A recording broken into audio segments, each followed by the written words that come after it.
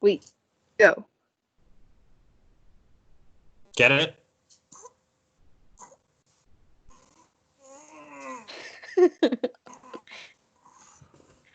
Welcome back to this week's podcast, Uh, where we do stretches. Big stretches for big podcasters. Today's podcast is going to be brought to you by Decaf Coffee and calling out domestic terrorism. This week's podcast is also being brought to you by TikTok Trouble, and I'm going to change this one right here. The opposite of decaf coffee. Oh, okay, good. Well, I'm your host, Madison. And I'm your other host, Jesse James. Are you drinking decaf coffee over there? I am. I finally did it. All of these times where I've been like, oh no, I drank coffee today, so I'm gonna be weird. I don't have that excuse anymore because I started drinking decaf. I mean, it does have considerably less caffeine, so it's helpful. I don't know why I just didn't try it forever and ever. Because it's the same. It's just not going to make me crazy. So it's been nice. I've been drinking decaf and I still get to have coffee and it still has enough caffeine in it to work for me. And the only complaint I have is that everywhere I go, there's very little choices for decaf. Usually, yeah. Yeah, but it's fine. A lot of places figure if decaf people want decaf, they can get an all A or something, which is coffee technically, but I would say a different kind of coffee than what I'm usually after if I'm going to a coffee place. These are my coffee needing fingers. Coffee fingers? On my end, I have my usual coffee, but today specifically, I'm drinking Death Wish coffee, which ooh. On the back it has all this garbage about world's strongest coffee, which I don't think that's true. It basically is just. It seems like they dumped caffeine syrup in it, maybe. I don't really know what they're going for, but it's also a dark roast, so I think that their world's most caffeinated coffee thing is a weird... Yeah, that seems odd. 'Cause I tried explaining this to Evan the other day, and it works this way, right? Like the lighter roasts have more caffeine than the darker roasts. Right? Yeah, that's typically the roasting process brings out a lot of flavors, but it's also, as far as I know, the caffeine is sort of contained in oils and stuff that get slowly reduced to a degree. I might be wrong on that, but that is my understanding as a coffee barista person. And I don't know. It works well enough. I could look into it, but that is really the opposite of what I have, though. So that's good. It was also unexpected. What makes it even better is the fact that I saw those little clearance stickers on it. Oh yeah, that's why I have it. From QFC. I know. I'm like, yeah, I'm pretty sure I actually just saw that although mine's not a QFC, so I don't know why they would be related. Maybe they're not. Maybe it's just a coincidence. I just saw that at my grocery store as well on clearance. I think those stickers just have if you saw those stickers, I think those are just generic. But if you saw coffee on discount, I bet it's just because they made a large batch of it and it didn't sell. That would be my guess. Probably. Also, who needs high caffeine anything the last, half a year? Yeah. Certainly not I, but I do have this small glass of red wine. Excellent. And I do need this throughout the year. Yep. This has been that needed also. is a very similar jar to the jar that I usually drink my sake out of, but I don't have sake on deck right now. I didn't There's have a something coaster set up for it. there is something pleasant about drinking alcohols out of jars. Mm-hmm. I do like that. But instead of alcohol, I have this New Wave soda, which is like a I get flavor? yeah, I get the feeling that this is actually like I don't know, somebody made a design for a seltzer that they thought would taste good, and then they were like, oh wait, this still has sugar and stuff in it, so it must be a soda. But it basically just seems to be a seltzer with like actual like apple stuff in it, from everything I can read. Like it's not sweetened with anything, so that leads me to believe there is actual junk in it. And it does contain apple juice and lemon juice, so it's probably just that, which I'm down with. I will be trying that in the near future, but unlike whiskey, I don't think that's going to go with this hard black coffee. Perhaps not. Probably That sounds not. good though. The soda sounds good. Mm-hmm. It was also on like incredible discount, and it's slightly beat up, so I'm gonna guess it's only okay based on that evidence. Probably. Oh, I do have a snack here that I might not be eating, but I wanted to show off, and it's this Paw Patrol peanut butter and cheese crackers. Unsurprisingly, those are now in the discount section in big boxes for 99 cents. So what? Maybe the one way the police have ever helped out the poor. Very helpful that I now have these cheese and peanut butter crackers available. Thanks, police, I guess. Thanks for being huge assholes so that the snacks branded after you have to be put into a don't do basically a dumpster. I don't have, well, I have just chocolate, a little like dark chocolate, so that seems good. I have a pretty simple I was mentioning a legacy snack, and I finally there's actual not fucked up cherry tomatoes at the store again, so I have those, which is very exciting for me. That is something that has disappeared for the last like 90 days probably. That is a good legacy snack. Yeah. It's like hydrating little weird tomato juice balloon. What everybody wants in a snack. Really, between these, I basically have a deconstructed grilled cheese and tomato soup. Pretty much. Mm-hmm. That's pretty good. Exactly as classy. So my non-coffee related opener.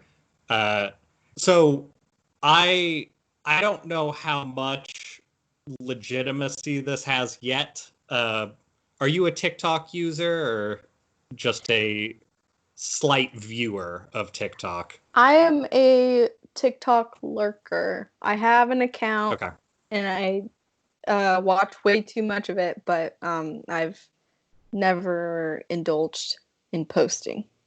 That's the space that most of the people I know are kind of in, I think, for TikTokery. TikToker.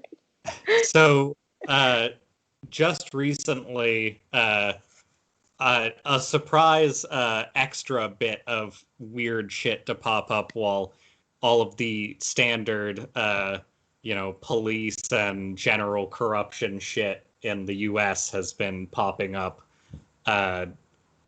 Something that seems like it kind of isn't on the radar, so it's hard to know if it's being taken seriously or if it's even like something that people are going to follow up on at any point. But TikTok has been sort of slowly deconstructed in pieces by people trying to figure out like if they're like, just standard. Is there information gathering normal? Is there like usage with your devices normal and all that kind of stuff? And at least at the moment, it looks like some people have like figured out sort of what they're doing a bit, and along with the not too strange changing all their encryption every update stuff, which is a little bit weird, but not maybe for like a really popular thing. Apparently, they've found that there is the capability to both download and unzip files inside TikTok. That's like a owner side thing, which is a little bit frustrating because that's not something that comes up in much anything else. There's also like sending packets to you and unzipping them into your device is sort of an odd overstep for something like that, but it's hard to know exactly what that's for. But their data collection is pretty extreme. Like they're collecting like locational data, and they're collecting personal data, but they're also collecting like even things that aren't currently on your phone. It seems like it's scraping phones for like kind of everything it can get. And the encryption changing every update along with that is a little bit like it's not that anybody's found them doing something specifically nefarious. It's that they're set up in a way that even places like Facebook and stuff like that aren't set up to do a little extra in a way that is bothering some people. So I thought I would bring that to people's attention just as a caution, not as a like, this is definitely a thing. But it seems like TikTok is extremely liberal when it comes to their collection of your personal data, and very closed when it comes to allowing you to adjust it.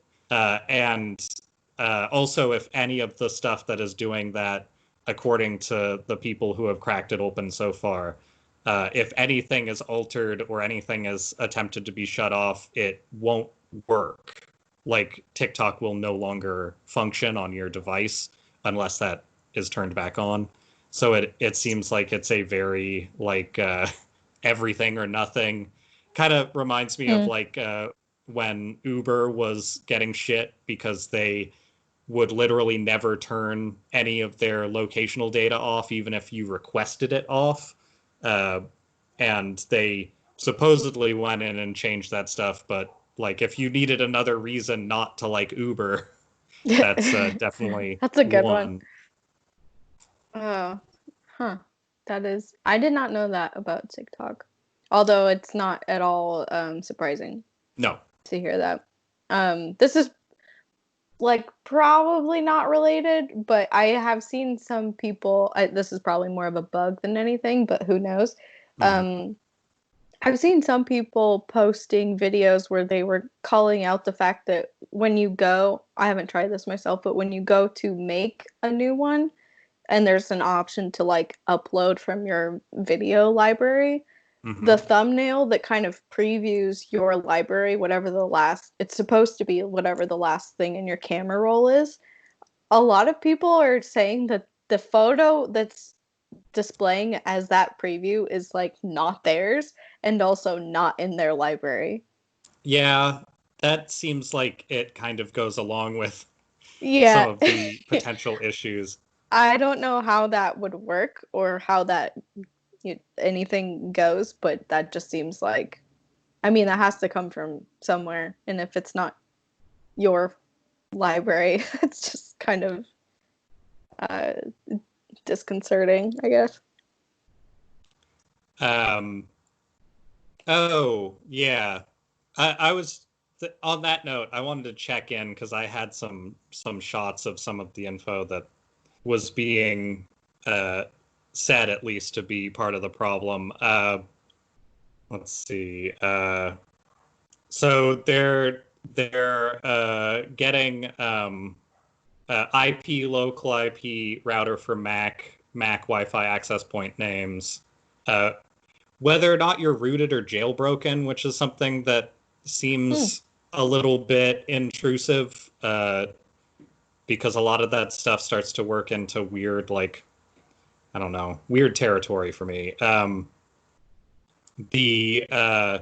Yeah, and like I was saying, the part of that,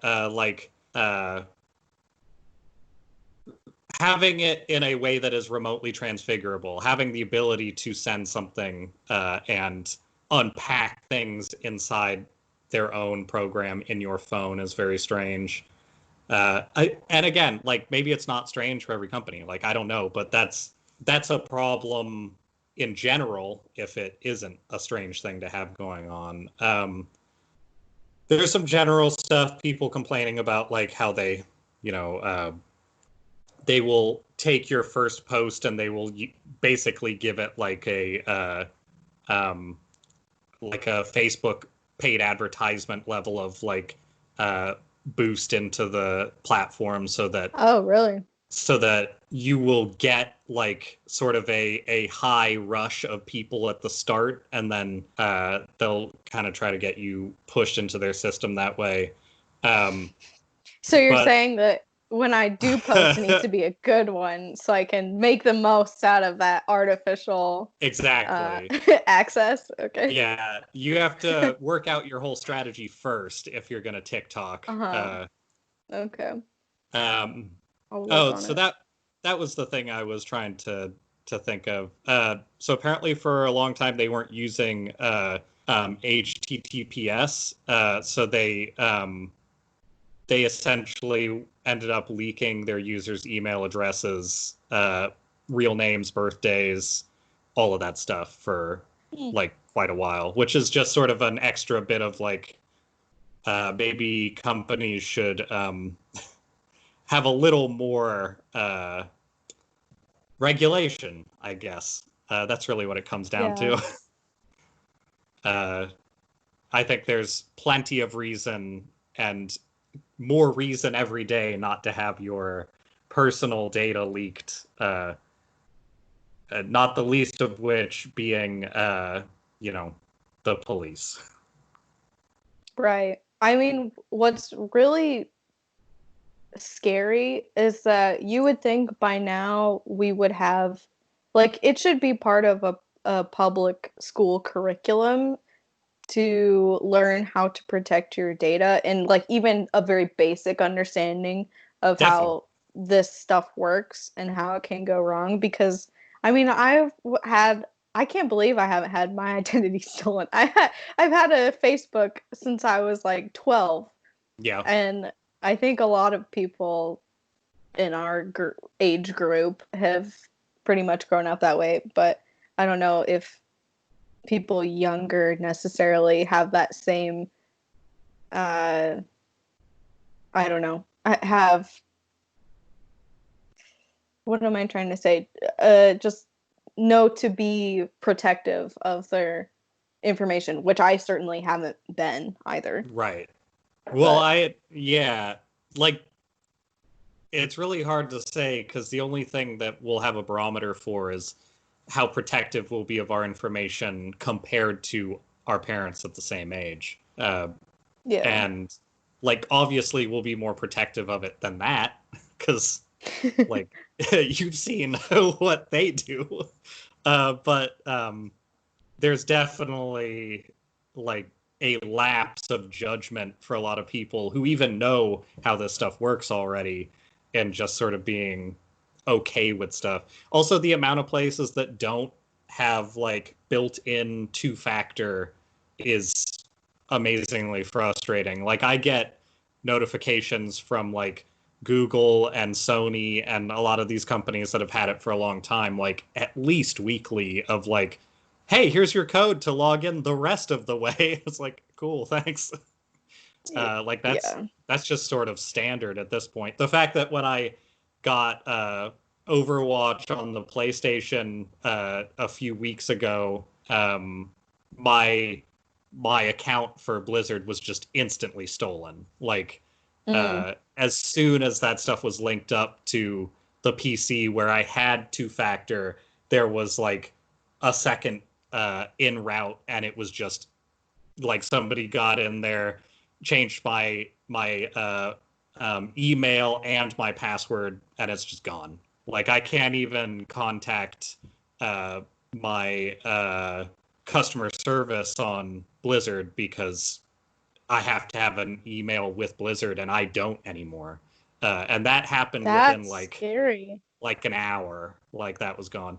But like thankfully, like yeah, I probably had upside. Fuck Blizzard. Like I don't really need that data. It is like I sort of started in the world of video games in like a more modern way, at least with Blizzard, where like those games were things that I really liked. But at the same time, Blizzard's money over human rights things, now that they're sort of embedded into Activision, has been real bad. So I'm okay with maybe not having access to games I haven't paid money to purchase in the last 5+ years or whatever. So still not my favorite. I think they need to have a lot better everything when it comes to security, communication, customer support, all of that stuff. But in the current world we're living in, I don't really think there's a lot I can push on my end that matters. Also, I never used any kind of like save this card data thing, so hopefully there is no like trace that they can get off of that. But also, I hadn't bought anything from Blizzard since I switched cards anyway, so even if I had been saving card data at this point, it's sort of a moot point. Anyway, so that's a fun, if people out there are paranoid of having their data stolen, there's one way that it can be stolen very easily. Yeah. I hope they at least sell my my wizard in Diablo 3 for a high price, because I got a lot of dope shit on that wizard. They gotta make the most of it, at least. Yeah, if they're gonna be fucking dickwads, they may as well do it right. There was something else that... Oh, yeah, I mean, kind of a side note, but my card data being stolen, what was that, like a year and a half or 2 years ago, was stolen and used to buy a bunch of hot dogs at the Wieners Circle in Chicago. Sort of a mixed bag of like, I really need to have the ability to use money to live, but at the same time, like, that is a pretty funny way to steal $20 from somebody. Also, they must have really needed. Yeah, that's. You might have fed like a group of people. I mean, perhaps. Even if they're fully customized, like Chicago hot dogs, it should only be like $5 for a dog. So what I think the total was somewhere in the $25 range. Like, it wasn't the worst, but like for a poor person, I can't leave that sitting for any amount of time. So I did get that $25 back, I guess. I don't know, for all of the like, don't worry, we'll take care of your money that banks say they'll do. They sure don't have to do much. Yeah. Anyway, so TikTok, maybe consider don't using it until either something changes or information comes out firmly disproving this stuff that people are finding, because it sounds pretty bad. It sounds like you would almost need a second phone on you just to, you would need like an authenticator to feel comfortable even using TikTok if you were in my position. So not really high on my list. Did you have some intro business you wanted to go into? Yeah. Oh, also just to close out the TikTok stuff, there's a surprising amount of like cop propaganda on TikTok, and I really wish I would stop getting served that. That'd be nice. Just I don't like it. I don't want to see it. But you don't like it? No, not really. I thought not a whole lot. I thought you loved your country. I thought that was. Maybe this podcast was a mistake. I thought that we were both patriots here. This is the ultimate patriotism podcast. Patriot Cast. We love our country's business.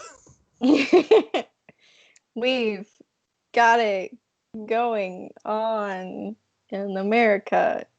So exceptional.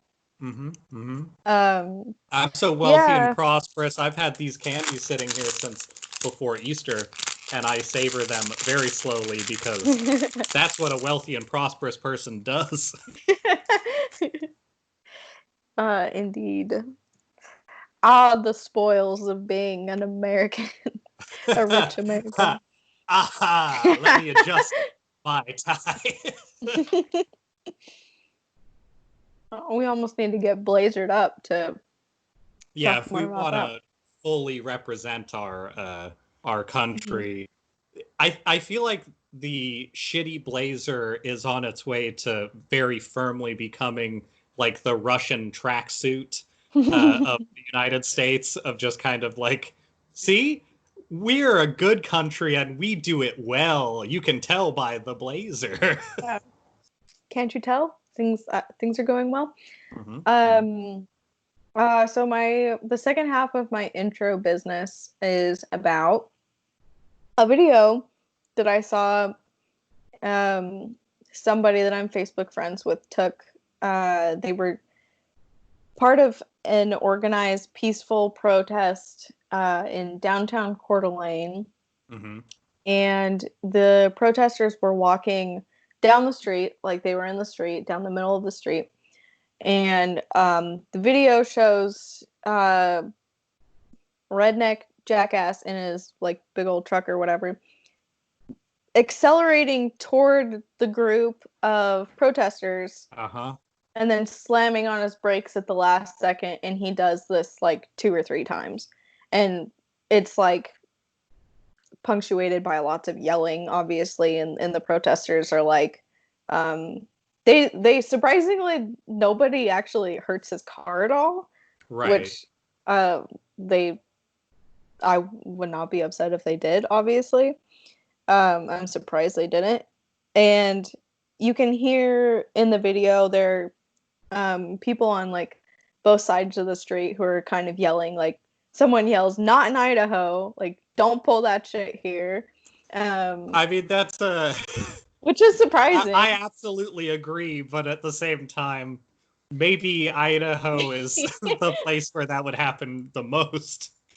There is a very there is a thing, especially in Coeur d'Alene, I feel like there's like a very comfortable sense of, you know, we had some like racism, like Nazis were here a while ago, and like things are fine now. Like people kind of have this weird comfortable sense of what Coeur d'Alene is. And like it's clearly not accurate. Yeah. In high school, I went to in high school I went to human rights some sort of event or talk, and the KKK was there protesting it. That would have been in like 2013. So Like, so long ago. How can you even remember something that long ago? I don't know. But so the point of the story is that that video got taken. I saw it. It got reposted to a Facebook page called North Idaho News. It's just like run by some random person. It's not backed by anything. But they posted it, and a real disgusting, I would say majority of the comments were people saying shit like, he should have done it. Like, he should have turned them into speed bumps. One lady was like, man, is he sexy? And it's, a lot of the people were basically just in the comments saying, he should have hit all those people in the road because they don't have a permit to do that or something. Was the reasoning like, you're not allowed to be in the road and protest. Like, you're not supposed to obstruct traffic. So this guy is fully in the right to hit you with his car. Yeah, it reminds me of, I'm so scared. I'm going to sit in my living room with my machine gun. And if anybody comes near my house, I'm just shooting. That kind of bullshit of like, the law says I can, though. Yeah. Yeah. People are real pieces of shit. Truly, as we're finding out. I don't know how anybody could sit there and think that that is. And also, someone who was actually there gave even more context to the video and were saying, and also I'll give context. They were marching down like the main street of downtown.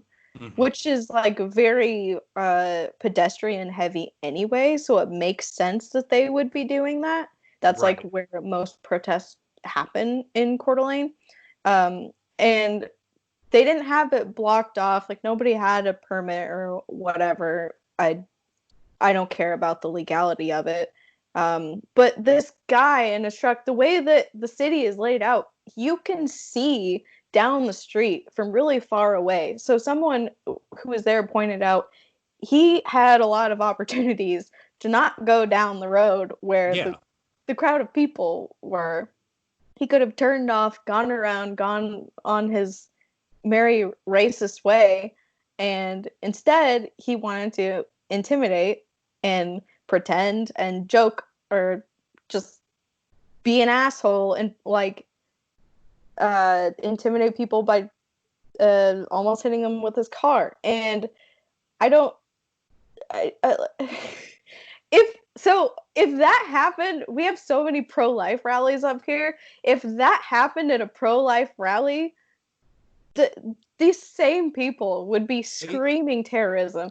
And if this guy was like any shade of brown, they would be screaming terrorism. That would never be okay. I would be amazed in most places if a pro-life rally got threatened in that way, if there wasn't gunfire or something. Like, it's the double standard on that shit is ridiculous. If it's rights for minorities or if it's rights for women, there's no leeway for people on like what they're allowed to protest. If it's rights for white people and specifically Christian white men, any sort of like thing that they do against anybody else is totally fine. And it should have been fine from the start. Totally justified if you're a white Christian person, whatever your grievance is. It's just disgusting. There's no excuse for it. I can't remember. There was something else I was going to say, but yeah, that was just frustrating. I'm really annoyed at people pretending that Coeur d'Alene is like fine when it's not. Anyway. Yeah, Idaho gets by a lot on the isn't it pretty over there aspect that I think a lot of other states honestly get by on too, of just like, but this national park is very pretty, right? It's true. All of the places with no people in them are great. Yeah. Highly recommend those places. The other places that used to be like KKK havens, not so much.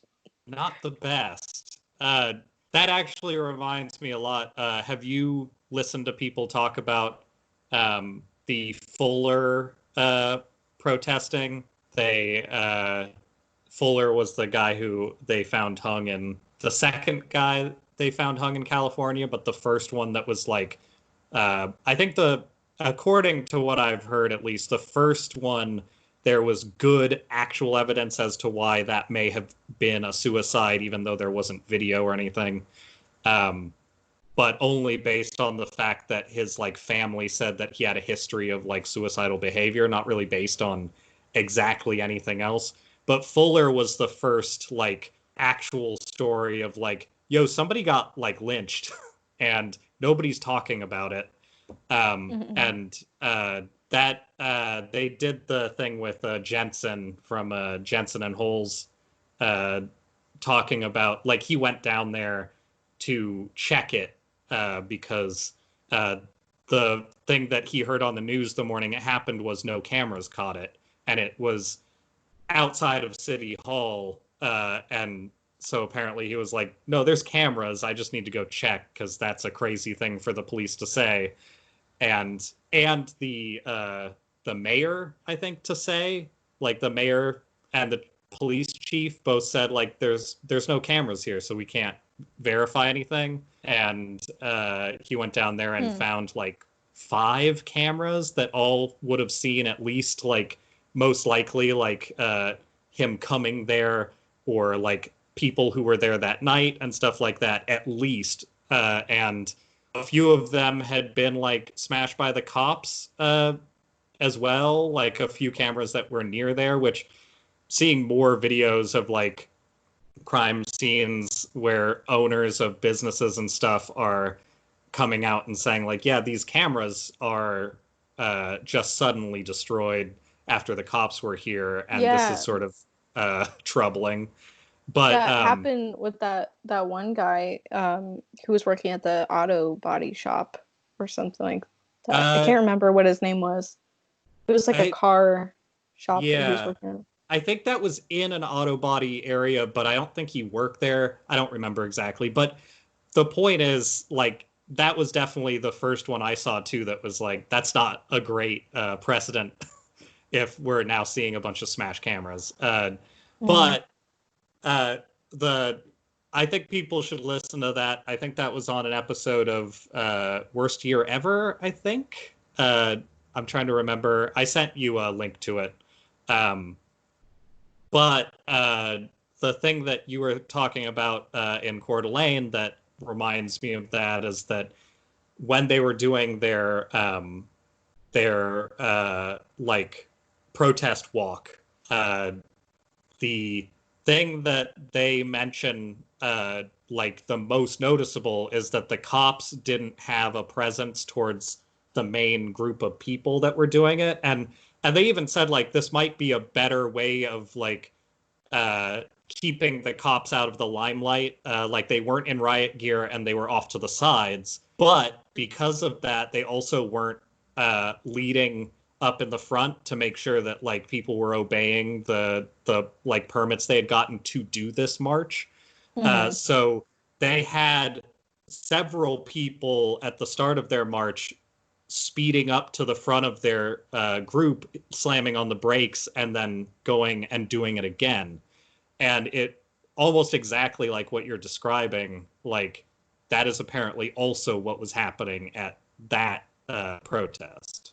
And the night part where they were doing sort of their larger, like stable protest, they ended up stopping a little bit early because there were a lot of cars coming in and like circling around and like scoping out the situation, which isn't necessarily nefarious, except that like I guess when they started sort of recording and keeping track of the cars coming in and out, they were a bunch of repeat cars and people like just sort of like hovering around the area and stuff to the point where it was not especially safe feeling. But that was also the one where the KKK had apparently, there was a rumor that they might show up, which could be real or it could be fake, but either way, it's kind of a terroristic tactic to insinuate that you will be attacked if you do this thing. So it doesn't really matter that much if they were going to show up. It's that people were presenting it as though they were going to show up if you protest this very clear, in my mind at least, lynching of a black man in the center of town. That the police, and that was sort of the conclusion that they come to, because you can't come to a conclusion on what happened yet. But Jensen, as a person who has done a lot of like just investigative work that has come to a lot of results in the past, like he was involved in the what's the California killer who's like Golden State Killer? Yeah, he was involved in sort of what led to the end of that case and stuff like that. Like, he is a fairly well-known and fairly respected person in that field of stuff. And he was saying the only real conclusion you can come to so far is that the police willfully lied about the situation and have also been sort of launching their own campaign to make sure people don't talk about it, which is incredibly bad police work. No matter how you like look at it, there is no good version of what the police are doing.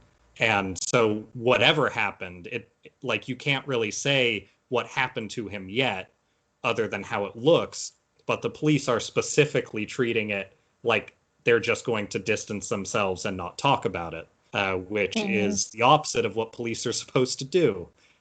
So that's a problem it's no matter what. As if they're not very good at solving crimes in the first place, and especially not the ones that they don't want to. Yeah, it's almost like police don't solve crimes. Almost weird. Like that. But weird. Yeah. Really weird stuff. Unless you were already critical of the police, and then it kind of is just more police shit. But very public cases that people should pay attention to. Because it's like, even as of that recording, it was like 6 like probable lynchings over the past like few weeks. That seems like enough for people to notice, but apparently the news doesn't give a shit about that part. At least most of the news. So I've seen a screenshot of this tweet a couple of times where a person retweeted this article where they're like, "Oh, somebody dressed up a mannequin as a cop and they like hung it in a tree or something like that." And the person who retweeted it is like, "Oh wow, that's really too bad about a mannequin." But like 6 people have been lynched in the last 2 weeks and nothing is happening about it. Yeah, no real news coverage of the human beings that are dead, but as with everything else, I think a mannequin being property does give it higher rights than a person right now, at least according to every older white woman on social media. So that's fun. I have a very good video in the background of my, let's call it a studio. That's just a fish tank full of cool sharks. I just remembered that it was going. I was like, nice. I don't know. I think that there's a lot of good information being circulated, at least right now, about the cops, if nothing else. There is a lot of talking about the place and the habits of the police that I don't think I've seen people be this passionate about keeping up with since Bernie's campaign. And I think that that's reassuring in a sense, but I think that much like the Sanders campaign, if people get distracted by something that they like, which thankfully there's nothing to get distracted by. Like, honestly, I was a little worried when the PS5 announcement went through, just because it's like, I know a lot of people who really care about that shit and nobody gave a shit. And that's exactly how it should be. Like, if you're gonna get distracted, it'd better be by like them actually doing something in the government and not just seeing something outside that you like the look of. Not to say that there aren't plenty of people just fucking going about their business like they always would, because people's ability to endure bad news seems to be about zero for the most part. If they're over a certain age range, it seems like the ability to just ignore it is intense. And that's incredibly obnoxious. I was having a lot of trouble with, well, I mean, I think everybody's having trouble with their parents. Like, let's be honest. Thankfully, my biological parents are both, they understand relatively well why this is all a big deal and what needs to change. My pops is in a very like odd position for a person of being on disability and sort of being a like I don't know, I guess a conduit for information without having a lot to distract him. So he's pretty much like right there with me. But then again, like, where is he going to go and find like other things to think about? He doesn't have like a place that he goes to every day to like do something for somebody else exactly. So like, I think that that's not to take away his like, success in being a human being. It's just it sometimes takes like a specific set of like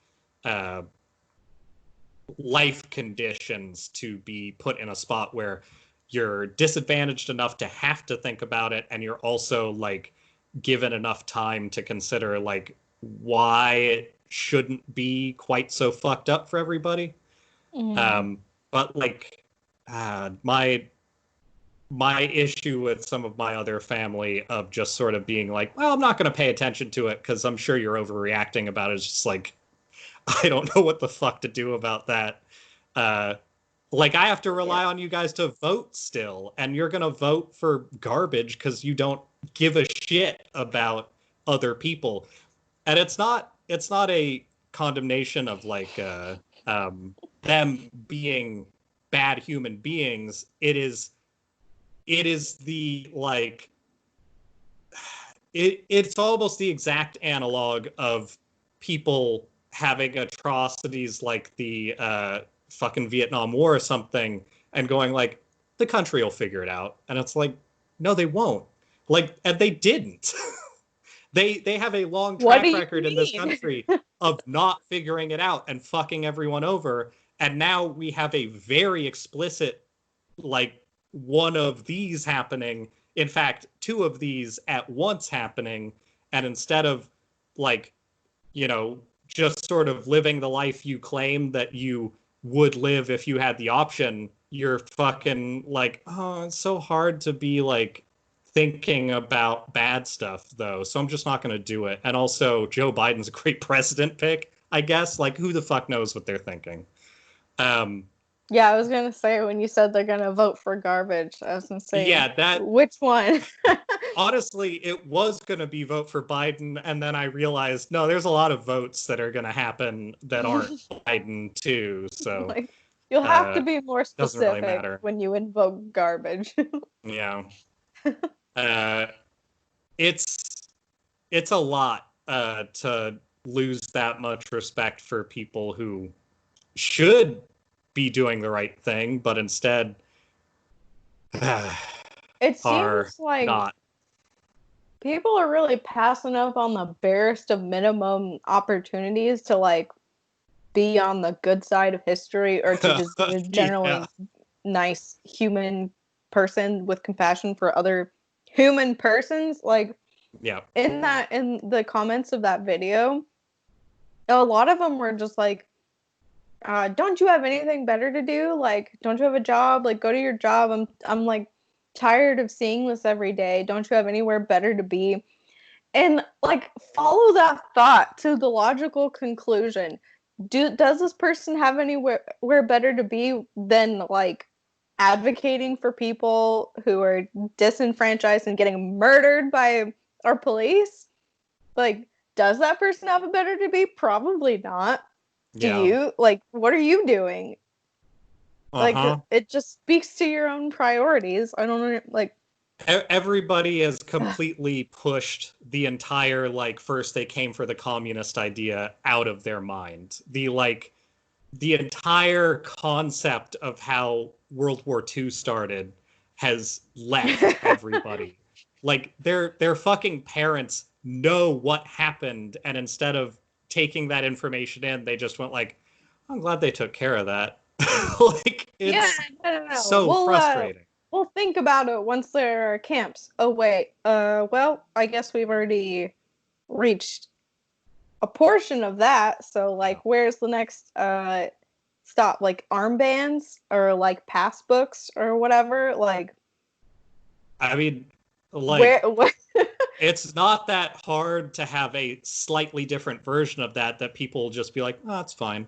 Like, yeah, I think that people ignore the fact that, like, we could just have like a new class of passport show up, and I'm sure most people would be like, oh yeah, that makes sense for today.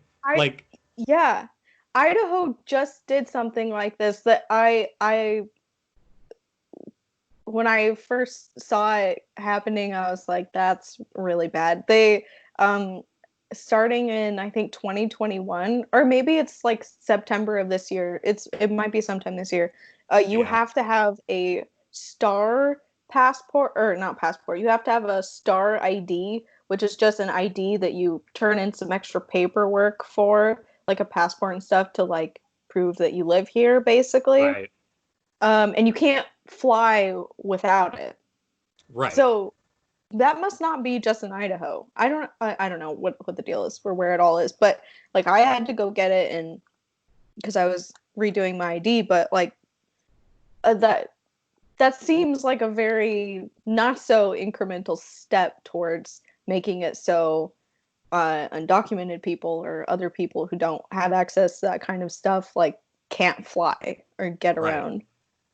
Yeah, there's quite a few like small actions and stuff that follow along with that. Like, I mean, just in Washington, like you can't pull policy out of context just to like fit what you think that it could be. So like I can't say for sure any of that kind of stuff being like specifically nefarious, just that it is in a larger context, not it doesn't seem like it has a lot of point. Like at best it's a national security issue, and all of that seems like we should be voting on it as a group to make sure that we are all aware that like we think we need that security, because I have never instead of it just happening. Right. I have never thought like in Washington we have like enhanced ID, and that allows you to go between here and Canada and I think the US and Mexico, as opposed to having a passport. And then they're talking about a future of having like enhanced ID as like a an option for like flight, which is sort of a similar thing of like, I don't think flying necessarily needs the kind of security that people are talking about. It needs a different kind of security than what we have right now, perhaps. But the idea of taking extra identification as a necessity does not benefit anybody. Like, that's really what it comes down to. Is I don't know what the idea behind it is exactly, but we don't currently have a giant issue with like this weird proposed like Muslim terrorism plot that everybody on the right wing seems convinced of hey, anybody who is not like light enough skin, they're probably going to try to kill you. Seems like it has sort of seeped into the public mindset enough now to where they just feel comfortable passing all of this stuff as though it's, of course people want it, just as like security for them. And I even know people who are fairly like left-leaning who have taken this idea of like, because I mean the real situation is we are making it almost unlivable to live in the part of the world where people that we associate with like the Muslim world can't, they have to leave. Like they have to go somewhere to be safe. So like Europe, all of the right-wing nutbags in Europe keep talking about how like, well, we have this upsurge in like brown terrorism, essentially. It's all these Muslims, but like, no, you have an upsurge in people and unrest because the world is being fucked over. And honestly, the United States is where they should probably be putting all of their ire, because between Israel and the US and Russia, people are getting pushed out of the area. Like that's what's actually happening. And yeah, you're going to have unrest and you're going to have more need for some security just to like figure out what's happening while you set up stuff to like take care of people. Or you need humanitarian effort to make it livable for them, period. Like there are so many actions that do not take the place of like national security that are things that you could just be doing for the good of people to fix this. It's just a weird mirror of our stupid cop situation of like, well, we need all these cops to make sure the poor neighborhoods don't have guns, essentially. But we're not going to actually do anything about those poor neighborhoods. We're not going to actually talk about how like 1 out of 5 people in this country don't have jobs anymore. We're just going to talk about how we need to like make sure that they're down there and we don't have to talk about it. Also, let's just give them more money for more stuff and maybe like a little less money for like schools and mental health services, and then let's give the people responding to the mental health 911 calls guns, because that's a good idea. And teachers. Don't forget that was a conversation. Yeah. And then we need to have random armed cops in our schools, which, of course, is so much safer. I think we need to take all of our relatives, all of our relatives who are, let's say, people who, if it were safe to be around groups of people, would still not protest. We need to take all of them, right-wing, like centrist or liberal, and we need to put them all in a giant line to go to the Holocaust Museum and just have them all be forced to do a full guided tour of it. Just as like a way of like educating people as to how the world gets to be when you care about people this little. Like that's the only thing I can think of that would be effective to actually like convince people not to be huge pieces of shit. Even if being a huge piece of shit for you looks like just not talking about it and not caring, at a certain point you have to do something. Like push back on your weird friend who, let's say, furthers a narrative of a white supremacy and like genocide, honestly. Maybe it's as simple as that when it comes to showing that you give a shit. Yeah, it really could be. And I know I'm pretty sure we all have at least one of us friends or family members. Or maybe like 20. Just depends on your situation. Depends on where you live, maybe. Yeah. I will say the one thing that I really took from when you sent me that, when you sent the internet that set of comments from the protest, the thing that I noticed more in that than anything is the fact that those commenters were not bots. Those were all actual profiles of actual people. The upside to a lot of stuff on like YouTube and shit like that is like a lot of those, it's not a social media first, and a lot of those commenters are like very clearly garbage, like not anything. Right. But that stuff that you were posting, those were real ass people just giving their opinions. And there were so many. I think there needs to be, and God, I would love to be a part of this. Maybe this is an idea for something. If someone wants to make this a real thing, let me know. There needs to be some sort of database of screenshots of people being straight up racist that we can put it somewhere. So it is there. And is that good? It looks like it was fragrant. Yeah. Well, it sprayed me in the face, and then it was also it was a lot of I don't know. Anyway, yes, go on. I think that having an even more active version of like an Anti-Defamation League wing that just Anti-Defamation League is got its own problems, but they're mostly just in the fact that it's largely run by people who are very pro-Israel, from what I've heard, which is sort of a problem when it comes to other things, but not really a problem when it comes to pointing out neo-Nazis. I think that same community can be pretty good at that, but they're not going to be nearly as good at pointing out, let's say, Muslim hate. The thing that I want to see is just a place like the governmental house that was or that is but hasn't been updating since the COVID crisis, that just logged all of the like presidential actions that rolled back human rights.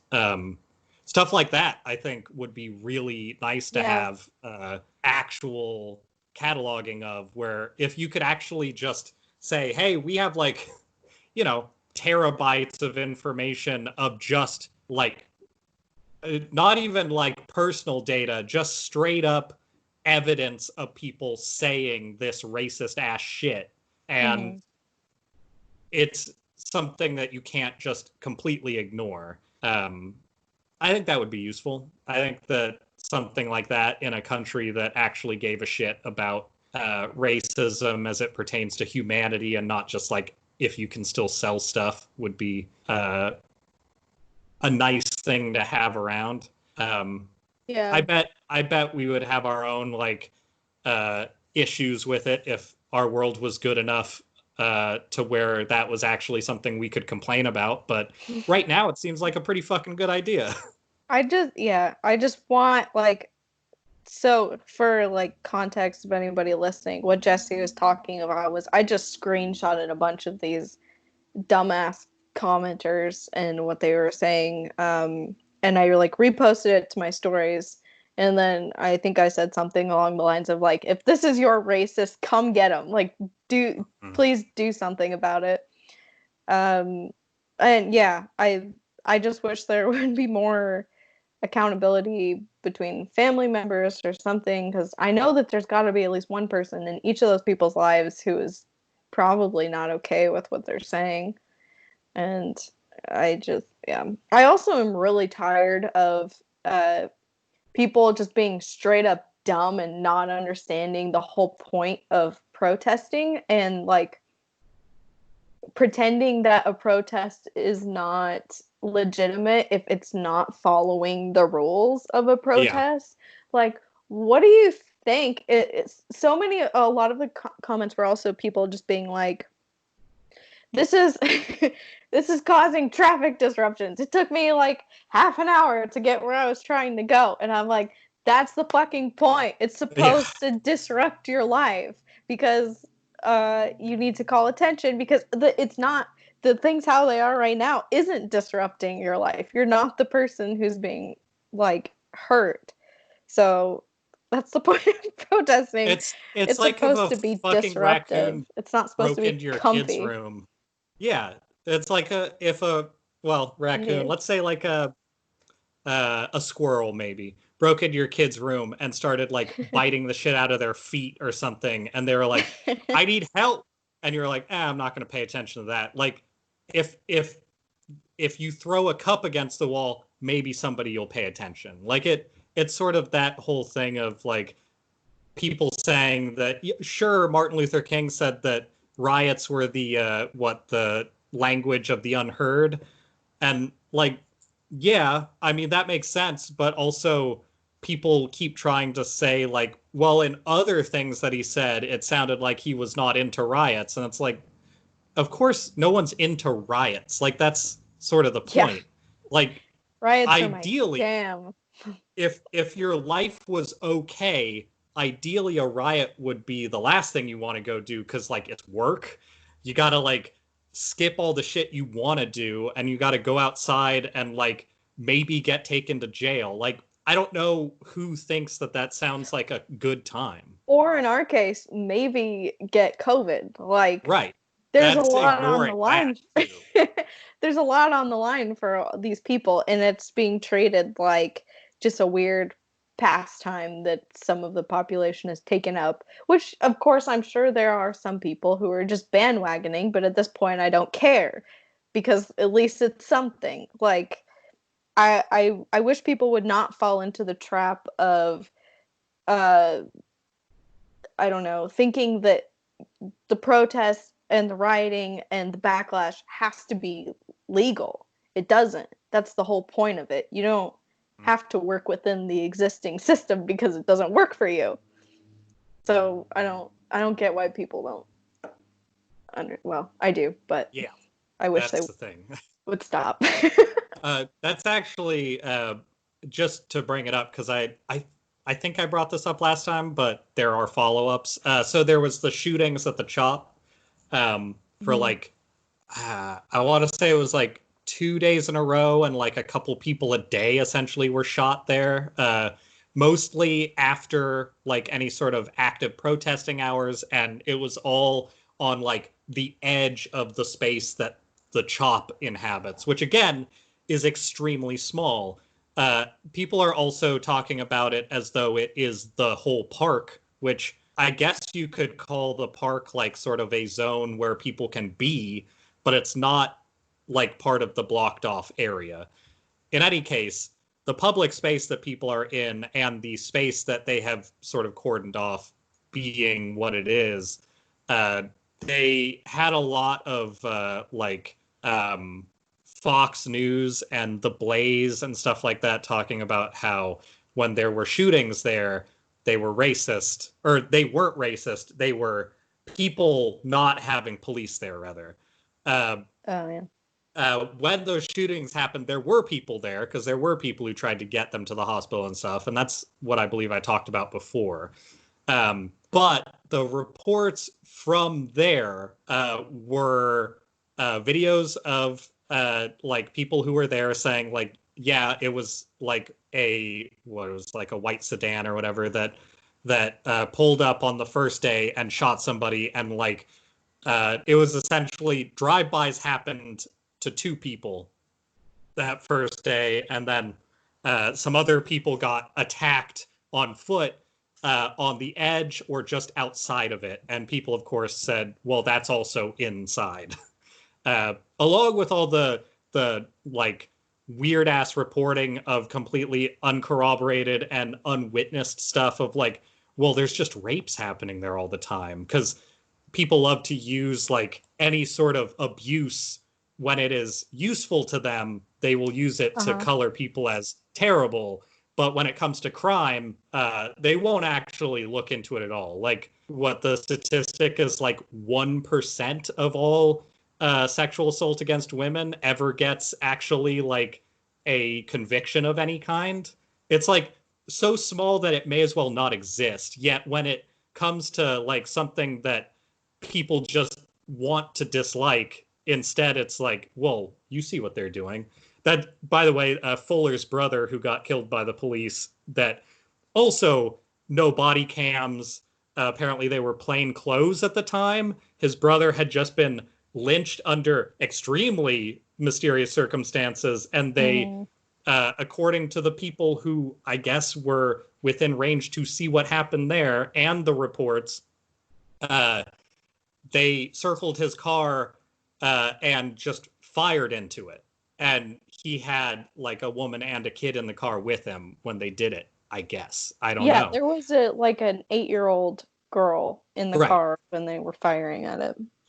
And in the police reports, they said that he got out of the car and started firing at them. So, like, that seems really suspicious. And also, they tried to paint him as though he had kidnapped a woman. And as far as anybody can tell so far, there's no evidence of that. So it's very troubling, the amount of, like, violence against women that's being used as a reason for these police killings. But at the same time, well, and wasn't that also the fucking case with the guy that was shot at the Wendy's? Didn't they say that he also was a domestic abuser? Like, they're literally just throwing that on everybody. In any case, yeah, I don't know. That was also used for the CHOP, and a few days ago, they Cairo 7. That's one of the like 3 main news channels in Seattle. They got an interview with the one survivor of those shootings, who went on to say, I was walking out of the protest area in the CHOP, like, I think it was evening, and like a small group of white men came up, said some racial epithets, said something like, catch this, and just shot him, and then left. And that follows with all of the fucking reporting from inside of the CHOP. It follows with everything. And once they got an actual interview with him, they have like pictures of him in the hospital. He looks like he's doing fine, which is dope. But also, like, the fact that there was a survivor that corroborated all of the stuff that was being said by all the people there, all of a sudden they have stopped reporting on all that shit. There isn't reporting on like how lawless Seattle is in the last few days, because there is a literal survivor who said that that is what happened and that it was a racist motivation behind the attack and all that shit, like the location, everything.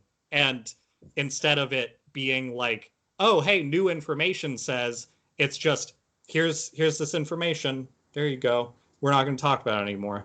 Like, it's ridiculous. And then so Mayor Durkin of Seattle also, she's been talking a lot of game about like, well, we're going to work with the people on this. And earlier this week she had I guess last week she had a town hall style meeting in which they invited none of the protest leaders, and they invited none of the people who like have good information on what's like being organized, and just like brought in random ass people. So that's fun.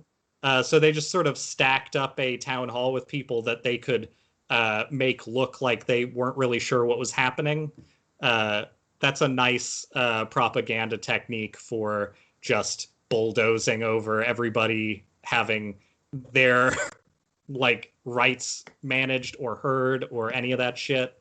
So she can still eat shit. Anybody who is giving her credit for doing a good job, you should probably stop, because that's definitely not what's happening.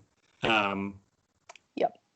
But all of the protesting is still happening. So if you watch this and aren't watching that, which would be a weird Venn diagram to see,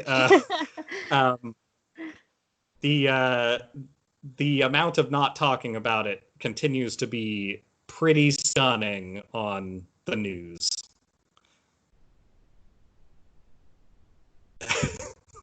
Isn't that exciting? How's the internet working over there?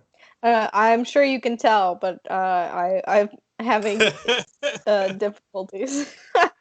That's fine. I think that's the end of my current rant. Let's see if I have another thing to add.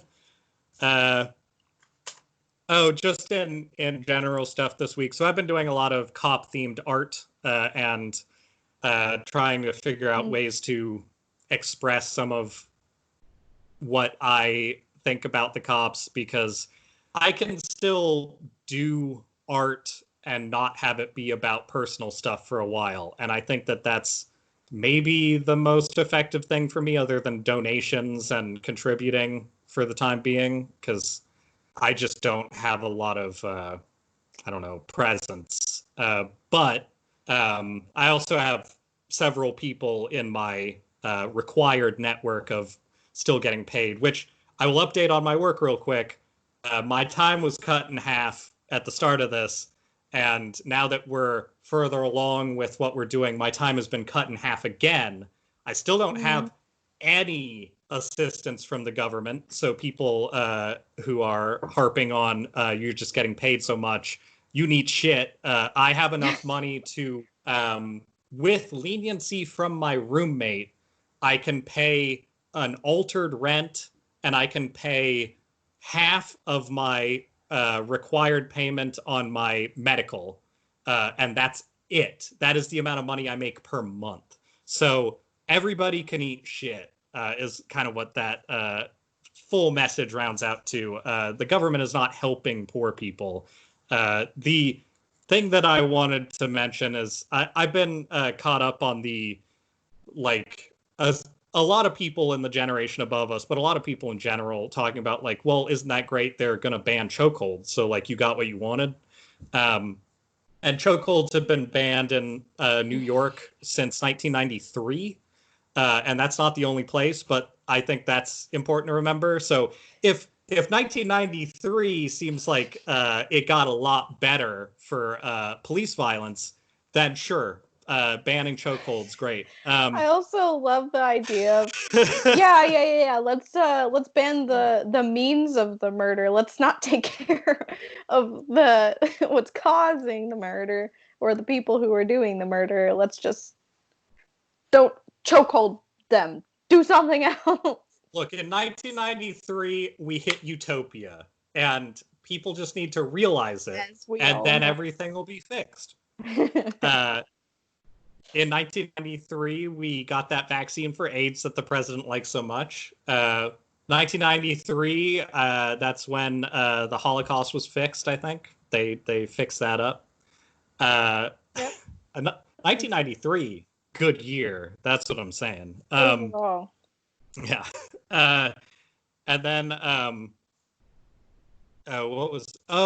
the other thing I've been having trouble with is there's not a lot of time to really dwell on any one thing lately, I feel like. And one thing that it took me until just really having to think about anything else, and also having to be at work now in like a physical way and in a much more,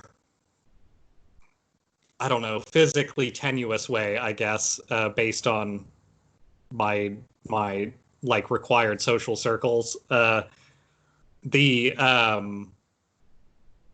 idea of like police having a union and how that works into my opinion of unions has become more of a thinking point. And I think I finally realized exactly how police are not the same as regular unions. And I attribute this to partially Benjamin Dixon, who, if you're not listening to his work, he's been around for a while, but he is very insightful when it comes to like the Black experience in the United States, as well as the experience in the United States. But for people with my particular complexion, maybe give Benjamin Dixon a listen, because that's a good entry point into a lot of things that you're probably not going to listen to otherwise, it seems like. But one of the biggest things that was brought up that I totally agree with and makes a lot more sense now on the police union is that,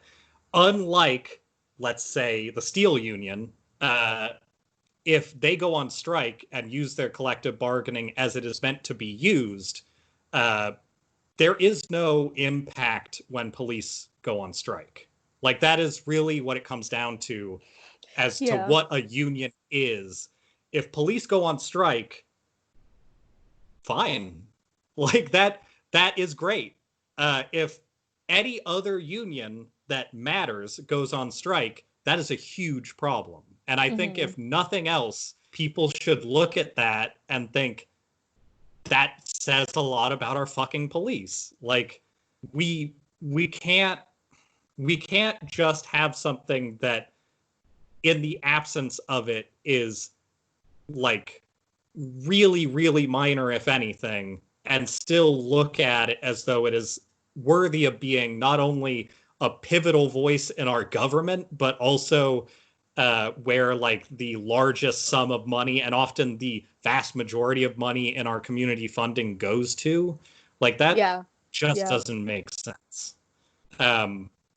Also, I saw some statistics that I'm going to repeat, even though I did not look up specific information on this. But it looks like over the course of like the last month, the police murders per day, whether it's reporting or actual violence and reporting, have gone from like 2 and something to like 6. So that's fun. Really doing some good work out there. Also, I want to say his name is David Hoffman. There's a guy on mostly on YouTube, but he's a filmmaker for like the last 50 years. And he has tons of interviews of different people, mostly like just regular ass people, not like celebrities even. Just talking about like their experience throughout history. And one of the videos that he has up from like early June is police chiefs talking about their involvement and what the experience was of the like civil rights riots and stuff of like the late 60s when they were active police. And that was recorded in 89. And I think people should check that out. David Hoffman, I believe his name is. But it is striking the amount that somebody who works in the police can both be a reasonable human being on one hand and believe that they are entirely correct on the other in what they do. Even the people who he interviewed who talk about how like and keep in mind, these are police chiefs. They were not fired. They were not like scarred by what happened. They were people who were part of quelling unrest in the late 60s directly. They talk about how like, you know, there's a lot of racist police, but we hope that's getting better. And even one guy who says like, you know, the police are just out there as like law and authority. Like we have to be respected. And that's just how it works. But like he passes over the idea. He says something about like the problem with like people rioting and things like that is that they're not respecting our authority and we have to have authority, which is kind of terrifying as like an idea. Like that's not their job. Yeah. Like honestly, their job is not to be authority in that way. They're like, that is literally authoritarianism. Their job is to push laws that our country has, not to be the authority. Like that is why we have a judicial system.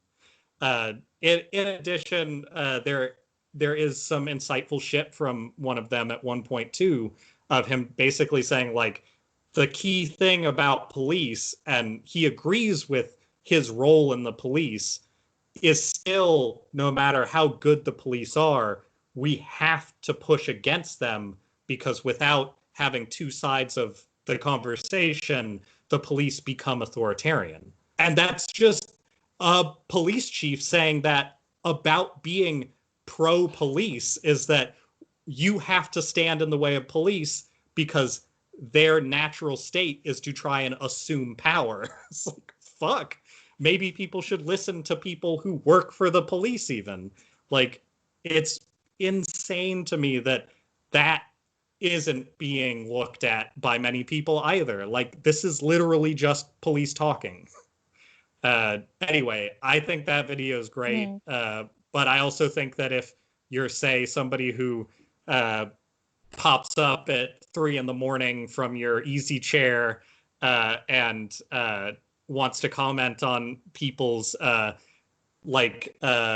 trying to defund the police with like, if you throw shit, they're gonna throw shit back, like that kind of stuff. You're probably just gonna see that video and be like, yeah, of course they should be the authority. Like that's what they're there for. No. So I don't know. Anyway, I have a complete tone shift from my next stuff, so I think you should take it away. God, I don't even think I have really anything else to segue into a tone shift. Look, this is your responsibility now.